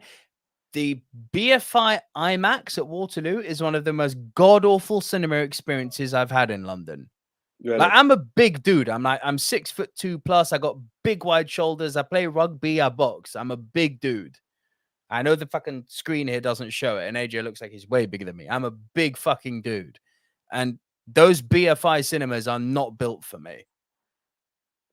I think you're the second person who talks about how freaking tight the legroom was. They're so uncomfortable. It's not the Empire where we went to go see Endgame, but yeah, well, maybe it is. But it's worse. No. Empire, where we saw Endgame, had much more legroom than the IMAX at Waterloo, mate. The IMAX at Waterloo is trash. The screen is fucking incredible. The comfort, zero. I'm never going back there. Fair play. Can't say I've frequented that. Nah. That and the Prince Charles Cinema. There are 3 cinemas I need to go to. One, I feel like I need to do an IMAX experience. Yeah. Prince Charles Cinema, I think, because of some of the awesome stuff it plays. Yeah, Room. The Room. Yeah, exactly. They do that. And then there's the Phoenix Cinema in East Finchley, because I believe it's the oldest cinema in the UK. And it's still there. I do that. We should do that. I literally pass it all the time going to the missus. So yeah, why not? Yeah. So that was your 4, yeah? Yes, sir. So my number 4, Jackie Gomez referenced this earlier. The second movie from Billy Wilder. Saw this for the first time. It's another noir movie. Oh my God, it's good. Sunset Boulevard. I've heard of it. Can't I've not seen it. So fucking good. Bro, it is fucking crazy good. So it's a story of a down on his luck script writer in Hollywood. Bro, even the way I'm describing this to you now, I'm replaying it in my head and I'm like, oh God, it's good. Down on the luck scriptwriter, 3 months behind on his rent, loan sharks chasing him to get his car paid off, yada, yada, yada. He escapes them and he ends up, he turns down a little side street. Have I got your attention, AJ? Feel like I'm putting it. I'm adding it. I'm adding it. Bro. That's all I'm doing. Don't worry. He turns down this little side street, which happens to be the driveway to this huge mansion. Now, as he's walking, the whole movie, like 80% of this movie is narrated. There's a shit ton of dialogue that happens. Don't get me wrong. It's not like silent with narration. No, it's a proper movie, but there's a lot. It's very, very heavy on the narration, and he ends up in this old decrepit mansion, and they even say that no, there's nothing spoiler here. This is opening 20 minutes.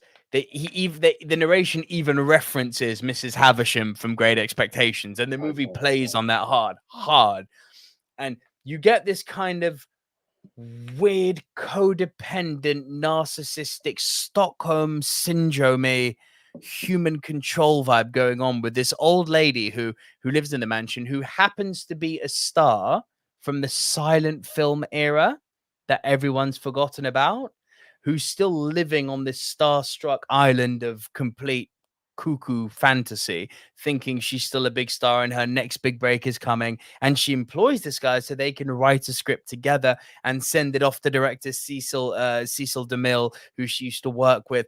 And it doesn't go well. It really doesn't go well. The elements of tension and human control going on in this film are stellar. Like, this film, I will never put it on a Rushmore because it'll get trashed, because I don't think enough people have seen it. Present company in the chat excluded. The wider film Twitter community, I do not trust, will have seen this. Fair enough. It's fucking sensational. Jackie Gomez says, yes, Sunset Boulevard isn't good. It's a freaking masterpiece. It really is, AJ. It is a freaking masterpiece. Fuzz Aldrin said, my heart skipped a beat when I heard Sunset Boulevard. Is that because you like it? I hope it's because you like it, Fuzz. Yeah, I believe it is. Yeah. It is superb. I cannot give away more to you, AJ. Because I'm giving away the finer points of the plot. But there are twists and Sunset Boulevard. Runtime. Hour and a half. It's just for squeezing in purposes, nothing more. It's an hour, bro. You can squeeze it. It's an hour and a half, and boy, it flies. Nice. Sunset Boulevard is to movies what AEW Rampage is to wrestling. So much in such a short period of time. Cool. So good. All right, you're number 3. This was the one that we said we weren't going to put on, and then we're like, okay, it's allowed on. And the argument is there, okay? Pulp Fiction. That is my... I'll stop doing that high-pitched sound in a moment if I can find the fucking poster. My number 2. Okay, so we're not going to do the punt? No, your 3 might... I mean, are we punting? I guess we're punting. Technically, you have to, don't we? It's technically, it is a punt. So, yeah, my number 3, speaking of punts, was the punt from earlier, Casino. It was just through sheer preference of movies. All right, like for it to be number 5, like, yeah. You rate Forrest Gump higher than you rate Casino, huh? Interesting. 2 films I've only seen once, but Forrest Gump just had a mix of everything to me. Like, Casino's fucking awesome. Yeah, I know. I was gonna say you love Casino. I did. That I always say this was the early silver screen dude moments where this dude, that one, yeah, I put it the right way, brought over some VHS and this.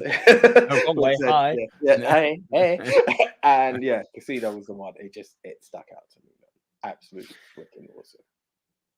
If Casino makes the list, your number 3 makes the list. It's as simple as that. Mm-hmm. Because where this film picks up, the same reason with Pulp Fiction, narratively, it's not the ending. Actually, no, bullshit. It's a completely different argument to Pulp Fiction. We'll come on to Pulp Fiction. I'll get to that. With Casino, it's the ending in the sense that it's the kind of intro / midway through Act 3. This isn't the actual ending. I found there was a few films that I eliminated that were the opening of the final act. Deadpool, for instance. I hope that didn't make your list, but like stuff like that, where it's like the intro's there, but then there's quite a bit to go after it. Hence, I didn't. But Casino was the one exception. Do you know, I'm that weird person, and I think you're with me on this. Going, I recognize Goodfellas as being the better movie. I still prefer Casino. I enjoy watching Casino more. It's more, I prefer the environment. I prefer, especially the performance from Joe Pesci, I think is actually better in this than it is in Goodfellas. Yeah. Yeah. I love this movie top to bottom. Top to bottom. I adore this film. And it's just such a fucking fascinating story about how the Chicago mob moved into LA. And then, as Joe Pesci says, literally in the opening 5 minutes, and then we fucked it all up. Indeed. No, it's a great movie. Absolutely great movie. And again, when we talk about length of a film, doesn't determine that it's good or bad. This film has length, but my God. No, it's 2.5. Well, I mean, it's a Scorsese film. Like it's like, no, it's 2.5. Like when we work with an average of 2, like 2 or less, it passes that mark. But great, enjoyable throughout. And Sharon Stone, of course, we have to talk about Sharon Stone. So good. Gavin Mann says, I have AJ and Nico's favorites, and I don't think they're going to mention them. Well, shit. Gavin is just like playing us like a absolute fiddle, but I'm just going to have to leave it till the end just in case. I don't want to say, bring it up and then be like, oh, hold on, it may come. So, like, True Lies does not start at the end. No, we are safe. But Green Mile did, which is your favorite. Anyway. But guys, actually, Back to the Future.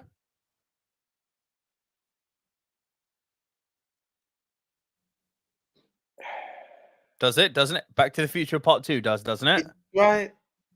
Does it? Does it? It's been a while since I've seen it. I don't think it does. I mean, but the problem with Back to the Future is it will, but then it won't because it's slightly changed in format. Go. Francis Lalonde, Grease 2. And as Dan the Tech says, Grease 2 is better than Grease 1. No, but I love how Francis has somehow managed to make Grease 2 make an entry each time. Grease 2 is a thing now. It's a thing. It's up there with. Do you know what, Francis? Let's go for it. The Grease 2. Yeah. The Grease. The Grease. Trust me, there's enough of the Grease in this hair at the moment. For that, Memorabilia says, in all of film history, Casino is a masterpiece for that opening start. I agree. Yes. Jackie Gomez says, Gavin Mann, if John Wick can be on the list, then Sonic should be on there as well. Now that's all you, AJ. I had fun with Sonic. I'm not going to say it's the greatest film of either, like any time. I had fun with Sonic. Even that opening of just seeing the Green Hill Zone warmed me. It's just one of those films that warmed me. As a Sonic fan, it was there. I'm not going to say it's the greatest film, but it was fun. The ring now being a teleportation device was also a bit weird, but yeah. The whole film was weird. Dr. Robotnik being skinny. That was weird. Still loved it, but weird. Yeah. Weird. Dan the Tech says, Grease 2. Yeah, baby. And AJ says, laugh my ass off. You got me on that one, AJ. The Grease 2. Yeah. Where are we at now? Your number 2. My number 2. Yeah. Mm-hmm. Okay, yeah, that's right. No, I'm not adding it. It is actually The Prestige. You sure it's not Prestige?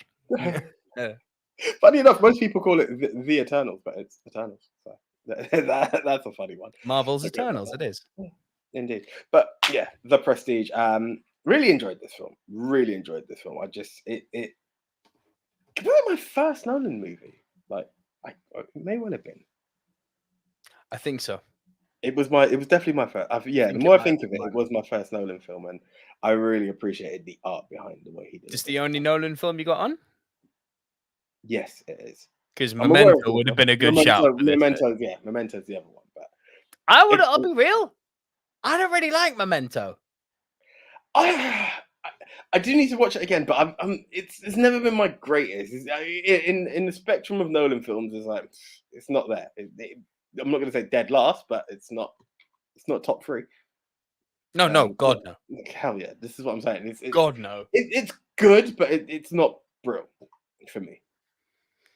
So it's hard for Memento to make it, and The Prestige oozes class. Yeah. Nolan doing out of sequence storytelling, right? Yes, as opposed to this madness that he's tried to do recently, where he's trying to say time goes backwards and hey, just live with it. And it's where in the anyway, I'm not going to shit on Tenet. I'm here to preach the prestige. When we talk the art of magic, it's this is the film. This is the film that will show you the art of magic. It starts to involve slightly scientific elements to it, which I thought it kind of hurt me, but I was like, okay, well played. This would make sense. If you can't make sense of how this illusion's taken place any other way, let's just say it's Clone. in the element of film. When in doubt, clone and kill. Exactly, it worked. But an amazing story of two magicians who first start off together, and then the level of one-upsmanship to become the master, to be the best of the best of the best. El Capitan, El Numero Uno, and to quote Highlander, there can be only one. Yeah, that's what it comes down to. And I thought this film was an absolute masterpiece. It really blew me away. I wasn't prepared for it. I was like, oh, cool, nice magic movie. So much more. Eisenheim, The Illusionist. That's a cool magic movie. The Prestige is like no. I think The Illusionist is just such an unfortunate movie. My sister's boyfriend, I remember this, Darren. He watched The Illusionist first. You have said this story before, but carry on. Yeah, but he's loved it. But I think that's the thing. This film needed to be at least 5 years before The Prestige. It could not be the film that followed The Prestige in the same vein. No. It's not that it wasn't fair. Like, you are just so much weaker. You were just so much weaker, and I think that's what made The Illusionist very. It's like Mowgli following the Jungle Book. Is that? Yeah, honey. But do you know what? Even if Mowgli came before the Jungle Book, Mowgli still feels very BBC series. It's so not good. It just didn't work, man. Didn't work. Yeah. But yes, The Prestige, awesome. Absolute. Christian Bale, Hugh Jackman, Michael Caine. I was going to say Keaton there for some reason. Scarlett Johansson, like everyone just. Andy Serkis. David Bowie. Andy Serkis. Yeah. Beautiful film. Absolute fucking phenomenal. Film. Cool. So, for your number 2. And Tucky, have you seen Nolan's very first movie, Following? We both have, and we actually both really enjoyed it. Really cool. Well, I gave it away a bit like a moron earlier. My number 2 is Pulp Fiction. Pulp Fiction is the one. Now, I had to address this on Twitter, and I think I broke it down relatively well. I mean, it's a simple breakdown, really. Narratively, this is not the end. The ending of the movie is when Bruce Willis rides off on the chopper. Whose chopper is this? No. I fucked it up already. Whose motorcycle is this? It's a chopper, baby. Whose chopper is this? Zed's. Who's Zed? Zed's dead, baby. Zed's dead. Man, that fucking film. I know that it's become like a 15-year-old's wet dream of what films should be, and it is though. Like, you ask any prepubescent fucking person, what's your favorite movie? They pull Pulp Fiction out of their socks now, out of their nasty, crusty, much too hard socks. Try it in your family. I really didn't. Try it in your family. I don't mean the nasty, crusty socks. I mean, ask the young ones what's their favorite film. And in your family, actually, it might be weird because you're such comic book people in your family. They'll probably pull out Endgame. No, but even going back, like, I've got one cousin who's sad to say just isn't into films, and then Zane, I don't think he's seen. Zane's dropped off, man. He was a silver screen dude in the making. He's. I don't know where he's at the minute. I need to catch up with him. Mind you, I got a text from him yesterday. Hello, favorite uncle. I was like, what do you want? But literally, what do you want? But it's a weird one. I don't know. I mean, who are we talking about in your side? Like, how many 15s and below have you heard say Pulp Fiction? When I was working as a diver in it, we got quite a few young kids, and obviously, between dives, you talk about stuff, talk a lot about movies. Bro, what's your favorite movie? 90% of the time I heard, Pulp Fiction. It's like, you know what? When I was 15, it was my favorite film too. But then, it's weird because that was a film that we kind of embraced as of its time, so it was fresh to us. To them, it's like, oh, let's go old school for those lot. It's now got a bit of a gap, and I don't know how. from your diving days to now, I'm just thinking, I'd like it's possible. It's possible. The world, the yeah. film world has changed quite a lot since then. You're quite right. But okay, 10 years ago, it was the film that people pulled out of their, crusty gym sock and said, "This is the best film ever." But it's become overpopular, which obviously draws contrarians to shit on it, and it's fucking great. It's still such a fucking great film. Narratively, as I said, it ends with Bruce Willis leaving LA on the chopper, but the ending of the film, we're talking is where first the scene and movie last scene, which starts. is essentially what it's about. You can't Garçon, coffee. Garçon means boy. Fun bit of trivia fact for you and for everyone in the chat. Everybody in the call, this is a robbery, and then when they're telling all of the customers in the diner to get their heads down, we'll execute him. There's a scene where Tim Roth runs to the far side of the diner and he says, "You long-haired yuppie hippie scum!" Right? The actor playing the long-haired yuppie hippie scum is none other than Lawrence Bender, the producer on every single Quentin Tarantino film. I think you shared that before. But that's all kinds of awesome. It's such a cool bit of trivia, isn't it? Yeah.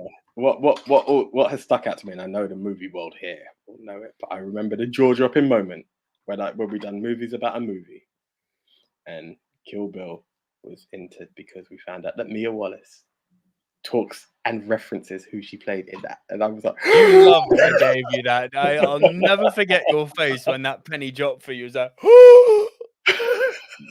yeah, that was all kinds of awesome. Pulp Fiction is just so fucking lovable, man. It really is, and it's because of how fucking much. You know what? It's interesting that you use the word lovable, because I've referenced this book before. Tarantino wrote an autobiography a long time ago, called Shooting from the Hip.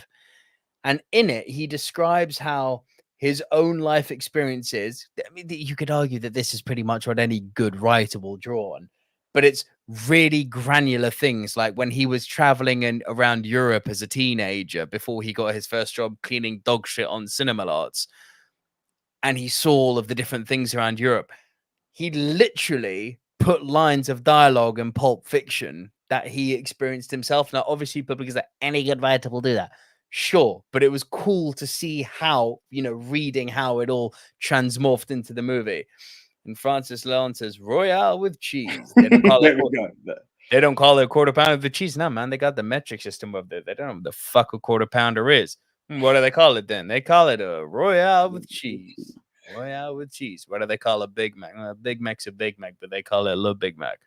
Le Big Mac. Ha! What do they call a Whopper? Oh, no, I didn't go to Burger King. It's the simplicity of that, and it's like, yeah, if you haven't been, you wouldn't know. I mean, duh, but it comes off as being sincere. There's these two badass gangsters who are about to go and kill someone called Antoine Rockamora. Used to call him Tony Rockahara Fat, half white, half Samoan. Yeah, I remember him fat, right? Well, we wouldn't go so far as to call the brother fat. I mean, motherfucker's a mole. What's the brother gonna do? It's the most racist fuck line I've ever heard. It is, but it's like, well, good point. Which way you're gonna do it? It's like, good point. Oh man, I shot Marvin in the face. The fuck you do that for?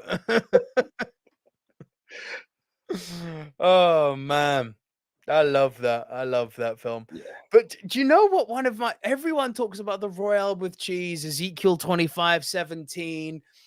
There's this complete throwaway line, which is when they're cleaning the brains in the car, that forever sticks with me, because it kind of just shows how much of a deep film fan Tarantino is. Because even in a moment of pure unadulterated gangster anger, he works a film reference into a fucking line of "fuck you" dialogue.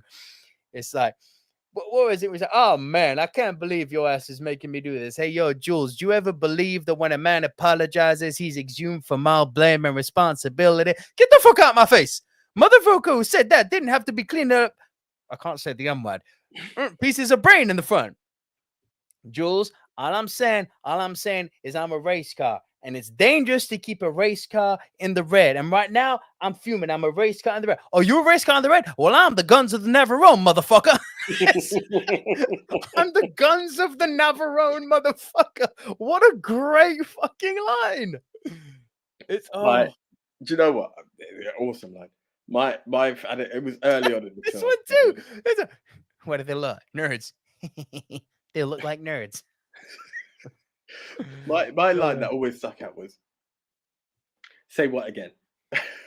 Say what again? Say what again? Say what one more goddamn time? I double dare you, motherfucker. Say what one more goddamn time? Oh, it's so Does he good, look like a man. bitch? What? What? Because the last one's a genuine like the fuck. I'm not gonna. He's your boss. I'm not gonna call him a bitch. It's seems Vincent and I interrupted you boys at breakfast. Sorry about that. What you having? Hamburgers. Hamburgers. Cornerstone of any nutritious breakfast. What type of hamburgers? Cheeseburgers. No. I mean Wendy's, Jack in the Box. What are you having? Big Kahuna Burger. Big Kahuna Burger. That's the Hawaiian burger joint, right? I heard they make a tasty burger. Just shit like that. It's unnecessary, but it just informs the character so much. And it's what does he say after that? I do enjoy the taste of a good burger. My girlfriend's vegetarian, which pretty much makes me a vegetarian. Now, motherfucker, I can tell you I have lived that. Like, my girlfriend became a vegetarian and I became a vegetarian. That shit's real. Like, it's so on point. It's all of those bits. And as you said, it's weird, but it's like it gives character reference, but it's also unsettling because you've got these dangerous guys and they're giving you these weird combos of like, why are you stalling? But you're actually engrossed in the stall. Like, this is a good point. Like, oh, okay, right, cool. Yeah. Do you mind if I quench my thirst with your beverage? Taste the beverage. Yeah, quench my thirst. What was? It's just before they enter the house. There's that other fucking great exchange. Is it bad as eating her pussy out? No, but it's the same fucking ballpark. Stop. Eating a bitch out and giving a bitch a foot massage ain't the same goddamn thing. It's not the same thing. It's the same ballpark. Ain't no motherfucking ballpark either. I've given a million bitches a million foot massages. And sticking your tongue in the holiest of holies ain't the same thing. Ain't even the same league. Ain't even the same goddamn sport. Would you give a guy a foot massage?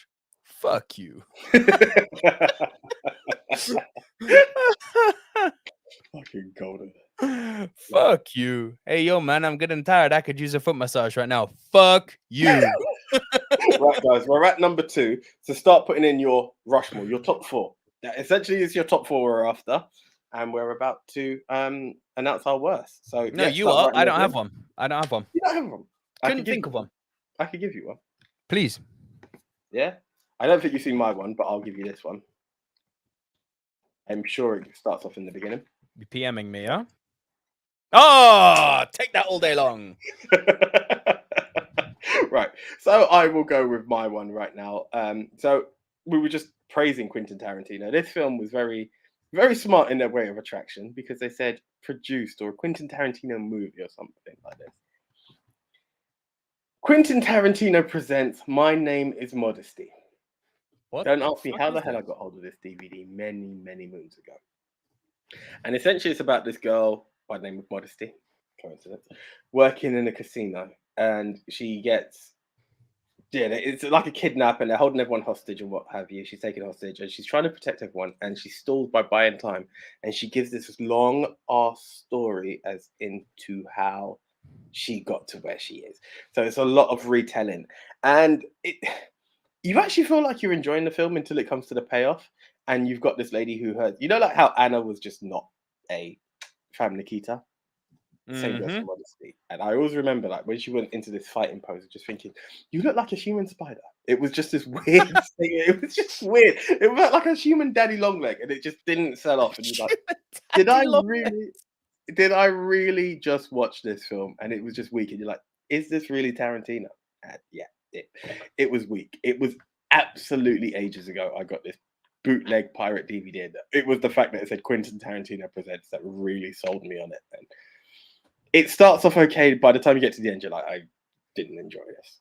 I don't think you'll give it a hippopotamus kind of, oh, it's actually amazing. This one, it's like, yeah, nice try. I don't know with you anymore, bro. Like, after hippopotamus last week. You go and find My Name is Modesty and you come back. You have more film time than I do. I have a lot of. Oh, you think so? Oh, you think so? Have you met my baby? Based on quantity of films prior, you have a list of, I could do at least the top 8. I'm normally at, okay, I have 3. It's time to build the next 7. Fair enough. /8, because we always need a worst. But yeah, sometimes we don't. Okay. Speaking of needing a worst, my brother just hooked me up. Because I said, I didn't want to do this because I've always had this affinity, but I appreciate why I've never been able to watch the film again. Because of what I'm about to say, right? Mm-hmm. Yep. So, I've just done this in record time. My worst, from an insensible cunt of a human called Michael Bay, I give you Pain and Gain. Fuck this film. Fuck everything about this film. Fuck the script. Fuck this director. Fuck his lack of sensibility. Now, let me stop saying fuck and explain what I mean. So, here's the thing. People will look to Pain and Gain and go, oh, but it's funny, you know, it's a crazy story. It's like, yes. Oh, but the performances are great. Yes. Oh, but it was really engaging. Yeah. All true. You're not going to hear me say otherwise. Small problem. Pain and Gain is the story of 3 bodybuilders who decide to get rich. And a byproduct of them getting rich is they happen to kill people. Oh, but that's a really interesting story. It is. Here's where the problem comes in. It's a true story. It really happened. Now, this is where I call on everyone, much the same way as we were talking about, you know, the plastic bag. And we were talking a bit earlier about how look a little bit beyond the comedy and let's actually start scratching beyond the surface of the iceberg here. Yeah. Imagine if the people killed in this story, not this film, the real people killed in this story were your relatives, your friends, your loved ones. I will never forget when I came back from Thailand, 7 years ago now. This movie had just come out around 2015, 2016. AJ came over, welcomed me back, and we were sitting and talking about movies as shock horror, right? And he said, oh, have you seen Pain and Gain, bro? It's great with The Rock on it. And I was like, you know, it's a true story. And you were still kind of pushing back, going, yeah, but it was really good. Like, it was well made. And I was like, yeah, bro, I agree. But now imagine if the people killed in that film, imagine one of them was me. Imagine it was your best friend, his death, someone taking the piss out of it. Because that's what this is. Don't be under any fucking illusion that this is Michael Bay taking what is essentially a tragedy. And I don't want to hear any art house bullshit about, yeah, but the line between tragedy and comedy is so thin. It is. But we are talking about real people dying here. Real suffering. Real families have suffered. You don't turn human death into a comedy act. And the fact that the family actually came out to sue proves that there was no... That also hits really hard because it just shows how insensitive and how hurtful it was for them. And this isn't a drink, so I haven't seen it. It's gross. How Michael Bay handled what is essentially families losing their loved ones. Ugh. I'd sooner watch Armageddon again than ever watch this, and I refuse to fucking watch Armageddon ever again. Fuck that film. Yeah, it's vile. He is a vile, nonsensical human being. He's a stupid little man with too much money. And I hope he's watching. Sit and spin. Yeah. There we are. I'm always, like, I don't like to comment on painting. I really don't like to comment on It's so uncomfortable. Yeah.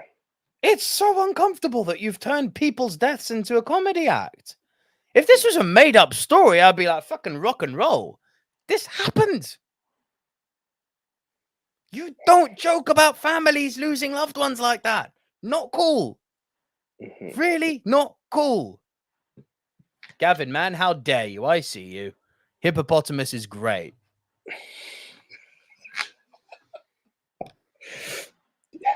Yeah. Do you know? I felt there were certain payoffs in Hippopotamus that it. Anyway, I won't get into it now because I feel like we're dragging. But there were certain bits that I just felt like, well, that didn't amount to much. This did. This didn't. It bugged me. But we digress. Okay. You got me in a bit of a position here. I feel like Ving Rhames after he's just been raped in Pulp Fiction and he's got that dilemma of what the fuck do I do with this guy who's got me in this position but kind of just saved me now? As in, I thought Casino would be your number one. I can't guess what your number one is this week. Do you know what? At first, so it's funny because the film that first triggered me was Mission Impossible 3. That's why this whole topic came up. And I was like, it doesn't fit. I just don't need it. Then Forrest Gump was heavily in there. And the more I scratched my head, I was like, oh shit. And when I think Tarantino, and I look back at those eras and I look, there's another film where I see a lot of stuff that it goes through in the story. And essentially, I had to go to Guy Ritchie. My number one is Snatch. Oh, snap. My number one. Fucking bagging. Fucking bagging. You goddamn right, Snatcher's number one. You goddamn right, Snatcher's number one. And can I say, no one mentioned this on Twitter. It didn't come up once. And I was like, have you motherfuckers lost your mind? I love you all, but where is Snatch? That's mad. That's mad. I will now bring my voice back down to a masculine level. La la la. Let's go. No, there's a lot of stuff I told you, but Snatch is fucking golden. And as opposed to where you can question the first scene and last scene with Pulp Fiction, which I love. Snatch, this is beyond fucking dispute. It's guaranteed. It's there. You know, this isn't just the end of the narrative. This is the opening and beginning scene of the movie. This is the epitome of a movie beginning with the ending. Yeah. The only other one that I felt was kind of close was Leisure like that, and that's why I nearly made that my number 2 at one point. But yeah, mind you, Prestige, but Prestige was in a weird way. I mean, actually, it did do beginning and end. It's literally just a hug that adds on top. But yeah. Now, we were just reciting a lot of great fucking lines from Pulp Fiction. This film's got some fucking lines. Frank Torres coming up here. Protection from who? The Germans. Tyrone, why didn't you park over there? It's too tight. Too tight? You could park a fucking jumbo jet in there, Tyrone. Do you like dogs? Do you like dogs, boy? Hey, Gavin, man. Says, do you like dogs? Do you like dogs? Yeah. What's dogs? Dogs. I like dogs. Yeah, come on.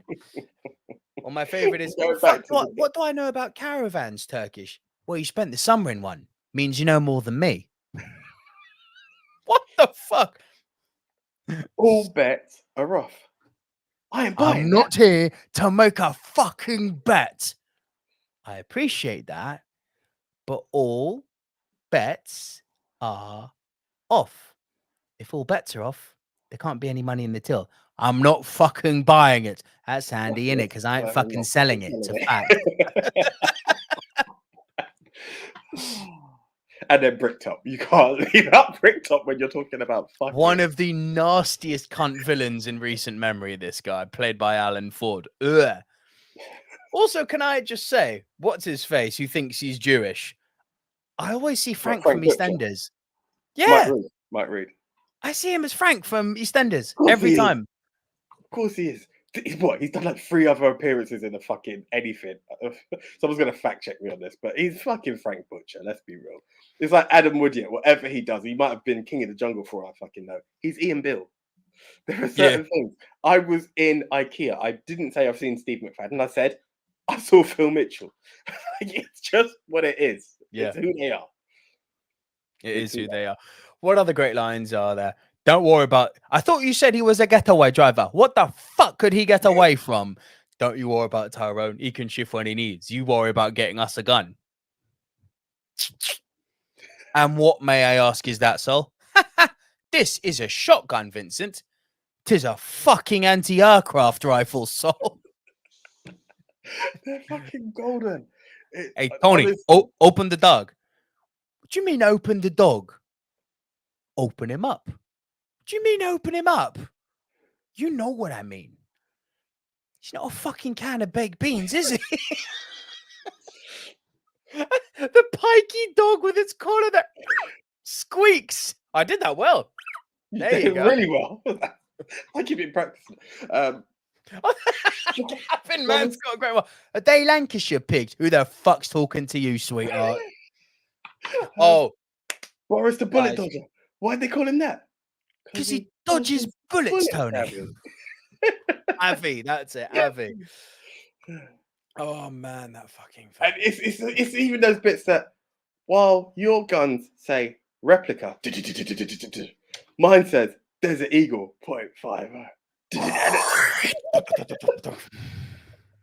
Fuck it. Oh, yeah. Love that film. Absolutely love that film. And I love the fact that you guys are... All right, I'm betting big... It's not big dog. I'm betting big rabbit gets fucked. All right. Perfect.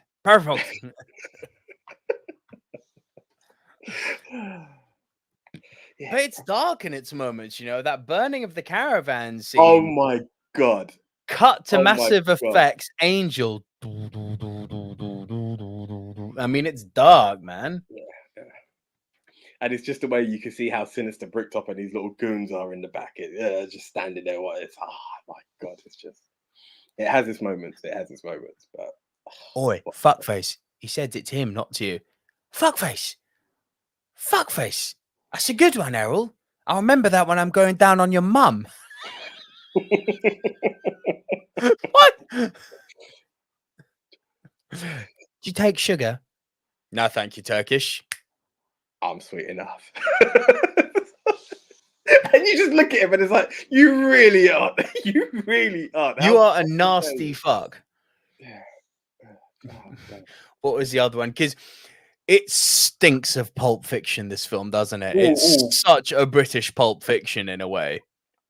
I mean, they've even got their Ezekiel 25:17 attempt in there, isn't it? Do you know what insurrection means? A righteous infliction of retribution manifested by an appropriate agent, personified in this case by a horrible cunt. Me. Oh man, what a fucking film. I absolutely love it. And what I love is that people are actually, like, the screeners are throwing in the classic lines. It just shows how many are out there. Want to see if I've got the minerals? So good. Do you know what got to me about this one as well? I didn't know that guy was from Liverpool. Tommy the Tit. The guy who's with Van Jason. Yeah. Fucking hell. Bro, I was like, what? Does it sound like a Scouser? Not at one drop. Oh, fuck, Gavin, you got me. Nemesis, not Insurrection. Thank you. Yeah. He's a Scouse. Yeah. Fair play. I was so shocked. I only found out like late last year at that. I was like, fuck, really? No. Scouser? Fucking hell. Who'd have thought? Yeah. Do you know there's one scene in the film which, forget all of the Britannia bravado and the brilliant dialogue, there is a scene which I think is actually one of my favorite pieces of editing in a film ever. Not filmmaking, editing. And you don't realize the scene is all interconnected until it all comes together right at the end. It's when they're all driving in cars and you don't realize that they're all on the same road. And then one moment, you know, because it starts off, that scene starts with the ending. It's like you've got Boris going, you know, with his bag over their head, and like, how the fuck did that get there? And then this car crashes, you know, how the fuck did that happen? And then they play it all back, and it all starts with Tommy throwing the fucking milk out the car, and it's like, that's clever. Yeah. That's really clever. That's, bro. Wow. And it's got one of the great soundtracks of British film. Oh yeah. And I also remember Yash was the one who said it as a favourite line from him. Brad Pitt in The Highest of Pikey, not Michael, as the film quotes it. And he says, "Save your breath for burning out your porridge, lad." And I'm like, that's a fucking awesome line as well. I can't remember when he says it, but the guy's waffling. He goes, Save your breath for Paradise. I was like, fucking awesome. How did Brad pull that off? This is a great line too. What do you want for it? It's free. Okay. So what you want for it? I've used that line before. Yeah. So good. Okay. Nico and AJ, is that the best Guy Ritchie film? I'm gonna lean yes. Personally, yes. But I'll going tell back you to what. the Illusionist and the Prestige, I feel some people will say Lock, Stock, and I always believe it's what you saw first will lean as your favorite, because a lot of people refuse to hear. I saw Snatch first, so that holds true. I would argue that this is probably his best film, but aside from Lock, and I love Lock, Stock. Lock, Stock's got my favorite line of all of them. So, he shot me. Fuck, I got shot too. I don't believe this, because could everyone stop getting fucking shot? I mean, I will agree with you on that. So good. But do you know what? I'll tell you what, bro. I think The Gentleman was a fucking work of art. It was good. That was the best I have seen Guy Ritchie in years. The Gentleman. Yeah, he kind of like tried to create an ode to his old self, which I think is what he needed. Like, obviously the money comes in, you can't be as gritty and what have you, but the Gentleman did. Yeah, it was Lock, Stock, and Snatch with money, wasn't it? And it was done really well. It was done. By the way, have you seen the trailer for his new film that dropped literally a few days ago? No, I've not. Operation Fortune. Oh, it looks good. He can direct. There's no. The problem with Guy Ritchie is he can direct. Don't give him a budget. Don't give him money, and then he's great. It's like he does great. He does stuff with money. Don't get me wrong, but it's the gritty stuff that I miss, and that's what makes it difficult. It was a bit like Tarantino, like some of the earlier Tarantino stuff were just better. Now and then it started to get into Hateful Eight, but then you still get Django out of it. So yeah. Now, Operation Fortune, dig this for a cast. It's got his boy Jason Statham. He's brought back Hugh Grant. Nice. He's brought Josh Hartnett in from the fucking dead. Hell. Where the hell has he been hiding? Well, I know where he's been hiding, but wow. Josh Hartnett's back. And here's one that'll shock you. Carrie Elwes is in this. Hi, haven't seen you for 20 years. How was Saw? Did you escape all right? It's been a while. Yeah, but by God, Josh Hartnett, because I thought Josh was done. So that's a real throw. That's mad. Like, resurrecting actors is one thing, but a man who I literally thought had said, "I'm out," that's something. Yeah, that's mad. And it looks brilliant. It almost looks like a sequel to The Gentleman, even though it's nothing to do with The Gentleman. It's mostly because I'm seeing Hugh Grant again playing a gangster role. Which, fuck it, do you know what? Is that you sending it? Nope. Just making a little note for myself for a future episode. Oh yeah. Okay, fair play. I know where we're going with this. Now, Frank Torres has said, honest question, is Colin Farrell's character in The Gentleman a gangster? Me and my friends argued over that. I say no. I say he's a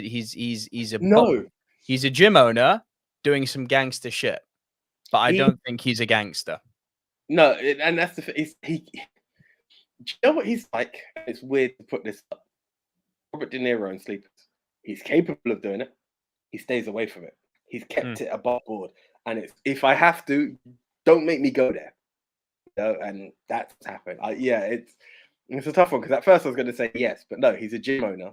It's when you push him, he'll get into stuff. He tries to keep it above board. He doesn't want none of that shit. But you mess with his boys, he'll protect his boys. But even the way he went about protecting his boys, you have to remember who he goes to that pub which Charlie Hunnam's in, and he says, "Leave them alone." Yeah, this is what I'm saying. Take it out on me. Like, he doesn't attempt to do gangster shit. He just offers his services in exchange.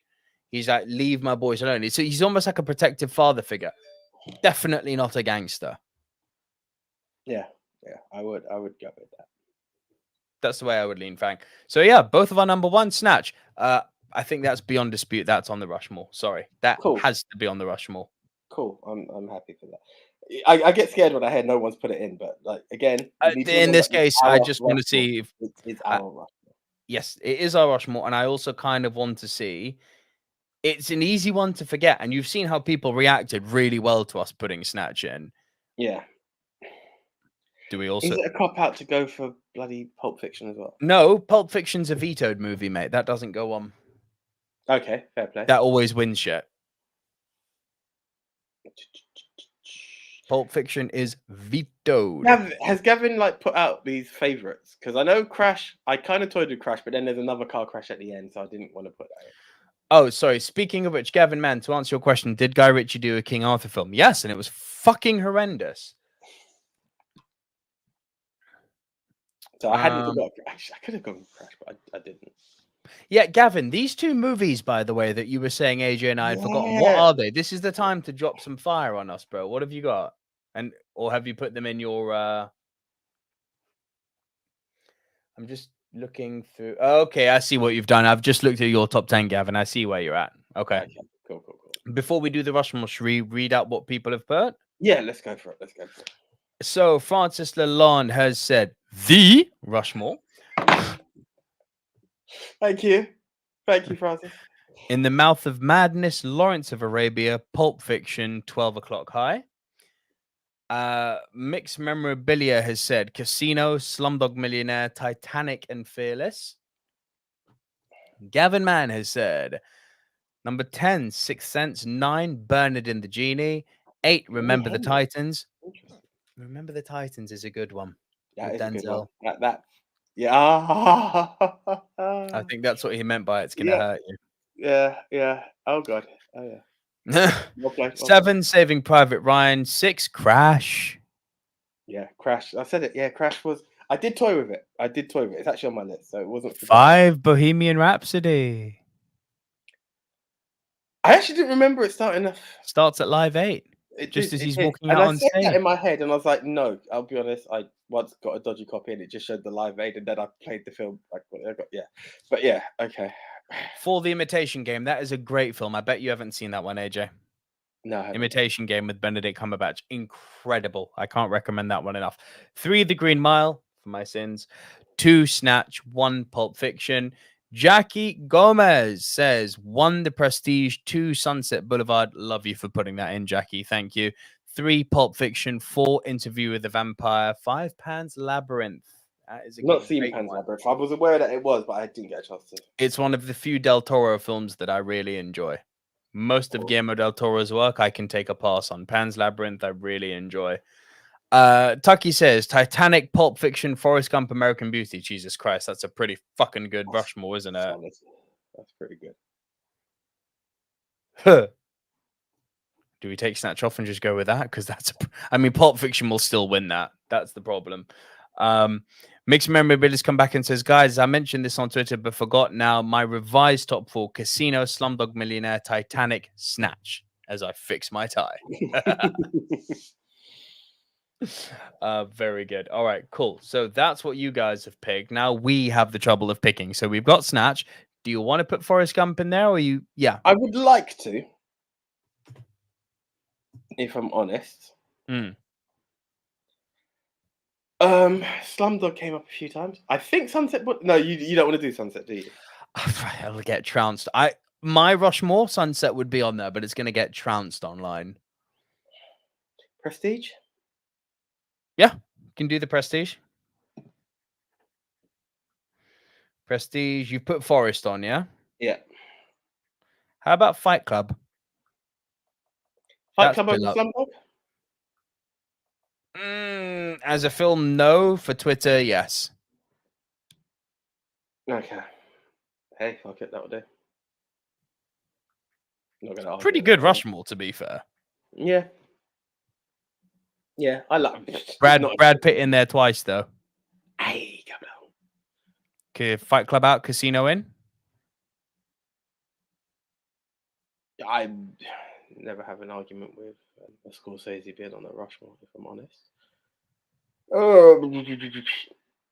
Because again, I don't know why I'm leaning this way. Because I put it this way: Casino's been there a few times, right? In Rushmores. Mixed Memorabilia is saying Casino has to be in. Do you know, just for the fact that Slumdog has never actually been in the Rushmore, kind of is what tickles me. But I don't have any beef with Casino being there instead. Let's do Casino. Okay. You got the 4? Yep, I do indeed. All right, sweet. Ladies and gentlemen, the official Movie Mount Rushmore of movies that start with the ending in no particular order is Snatch. our second entry is Forrest Gump. our third entry is The Prestige. our final entry into the Movie Mount Rushmore of movies that start with the ending is Casino. Oh, yeah, that is an awesome list. This is an awesome list, guys. Thank you very much for your interaction. Again, we, the Silver Screen Dudes, had the challenge of making this Rushmore. You guys now have the challenge to make El Capitan, El Numero Uno, the best of the best of the best of the best. And to quote Highlander in the end, there can be only one. So, guys, all you have to do, how do you do it? You just head on over to @MovieMT_Rushmore. But more importantly, movie polls for you. We love movies. Good old JT. We will be retweeting and pinning JT's post. So there is only one vote. Don't try and be smart about it. Again, guys, if you would like to influence, tell a friend to tell a friend. Check out the Movie Mount Rushmore page. While they're voting, tell them to just scroll down a bit. Click the link to the YouTube page. They can see this show. So, and then they can give us a thumbs up as well. To quote Cook45, tell 5 people. Just 5 people. Tell 5 people to tell 5 people. Yeah, guys, it's so awesome to see all of you come each week, but help the family grow. Bring some familia. Bring some amigos. It's all about family. All about family. Bring some people along to join us. We would be so grateful. I mean, please keep coming each week. That's the most important thing, is that our core audience stays with us. But yeah, bring some people who you think may be interested. Andy Hart, I know you're not here tonight, but I know you're listening. Your boy Marathon Swift on Twitter. Bring him along. You need to. I know he's your buddy, so you need to bring him along too. To answer Francis Lalonde's question, sorry, let me just get up the list, Francis. Francis Lalonde asks, topic next week. Well, Francis, it's really funny because it's one that you picked when you messaged me on Twitter. The topic next week is the top 10 child star movies. Oh, is that where we're going? I'm prepared for it, but I thought we were doing another one. That's fine. That's what's on the list you sent me. Yeah, but then you sent me something else recently that I thought it's cool. It gives me more time to do the other one anyway. Stay online with me afterwards and we'll discuss this. But in provisionally, it should be child star movie. I'm happy with that. That one's actually easier for me, so I'm cool with that. Okay. It's in the DM what the other one was going to be. And Jackie Gomez says top 10 Batman movies, including live action and animated movies after the Batman premieres. Oh yeah, that's coming. Yeah. Oh, you know that's coming for sure. You know that one's coming. Jingle all the way, says Gavin Man. Lol. Poor Jake Lloyd. No, that was meant to be after AJ. Okay, cool. Perfect. I looked at the list. For some reason, I thought it went in. Yeah. Let's wrap it up there. Cool, guys. So once again, thank you so much. Tell your friends. We are also available on Spotify, iTunes, Apple Podcasts, Castbox, Deezer, Spreaker, iHeartRadio, Podchaser, TuneIn, Stitcher, GeoSavin, and all you have to do is search for the Movie Mount Rushmore. And we thank you very much for that.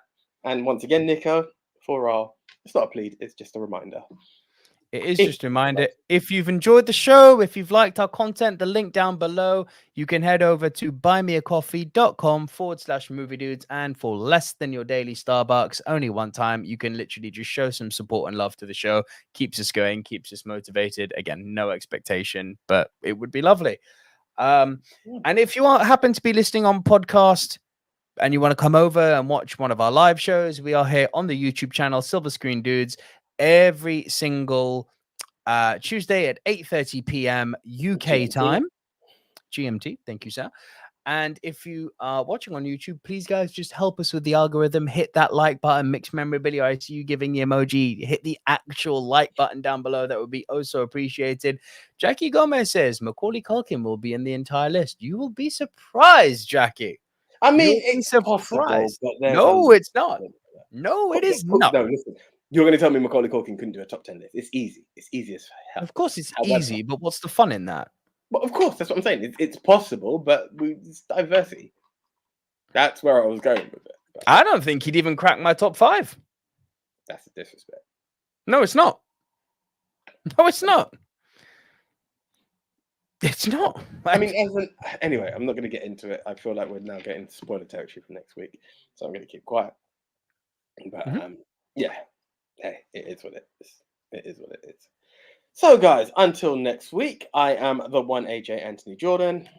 I'm Nico Lurot. Shout out to all of my Nicoholics and love to all of the film family that come and join us every week. Bring a friend, tell a friend, hit the like video, do all of the things we just said. We will see you next week.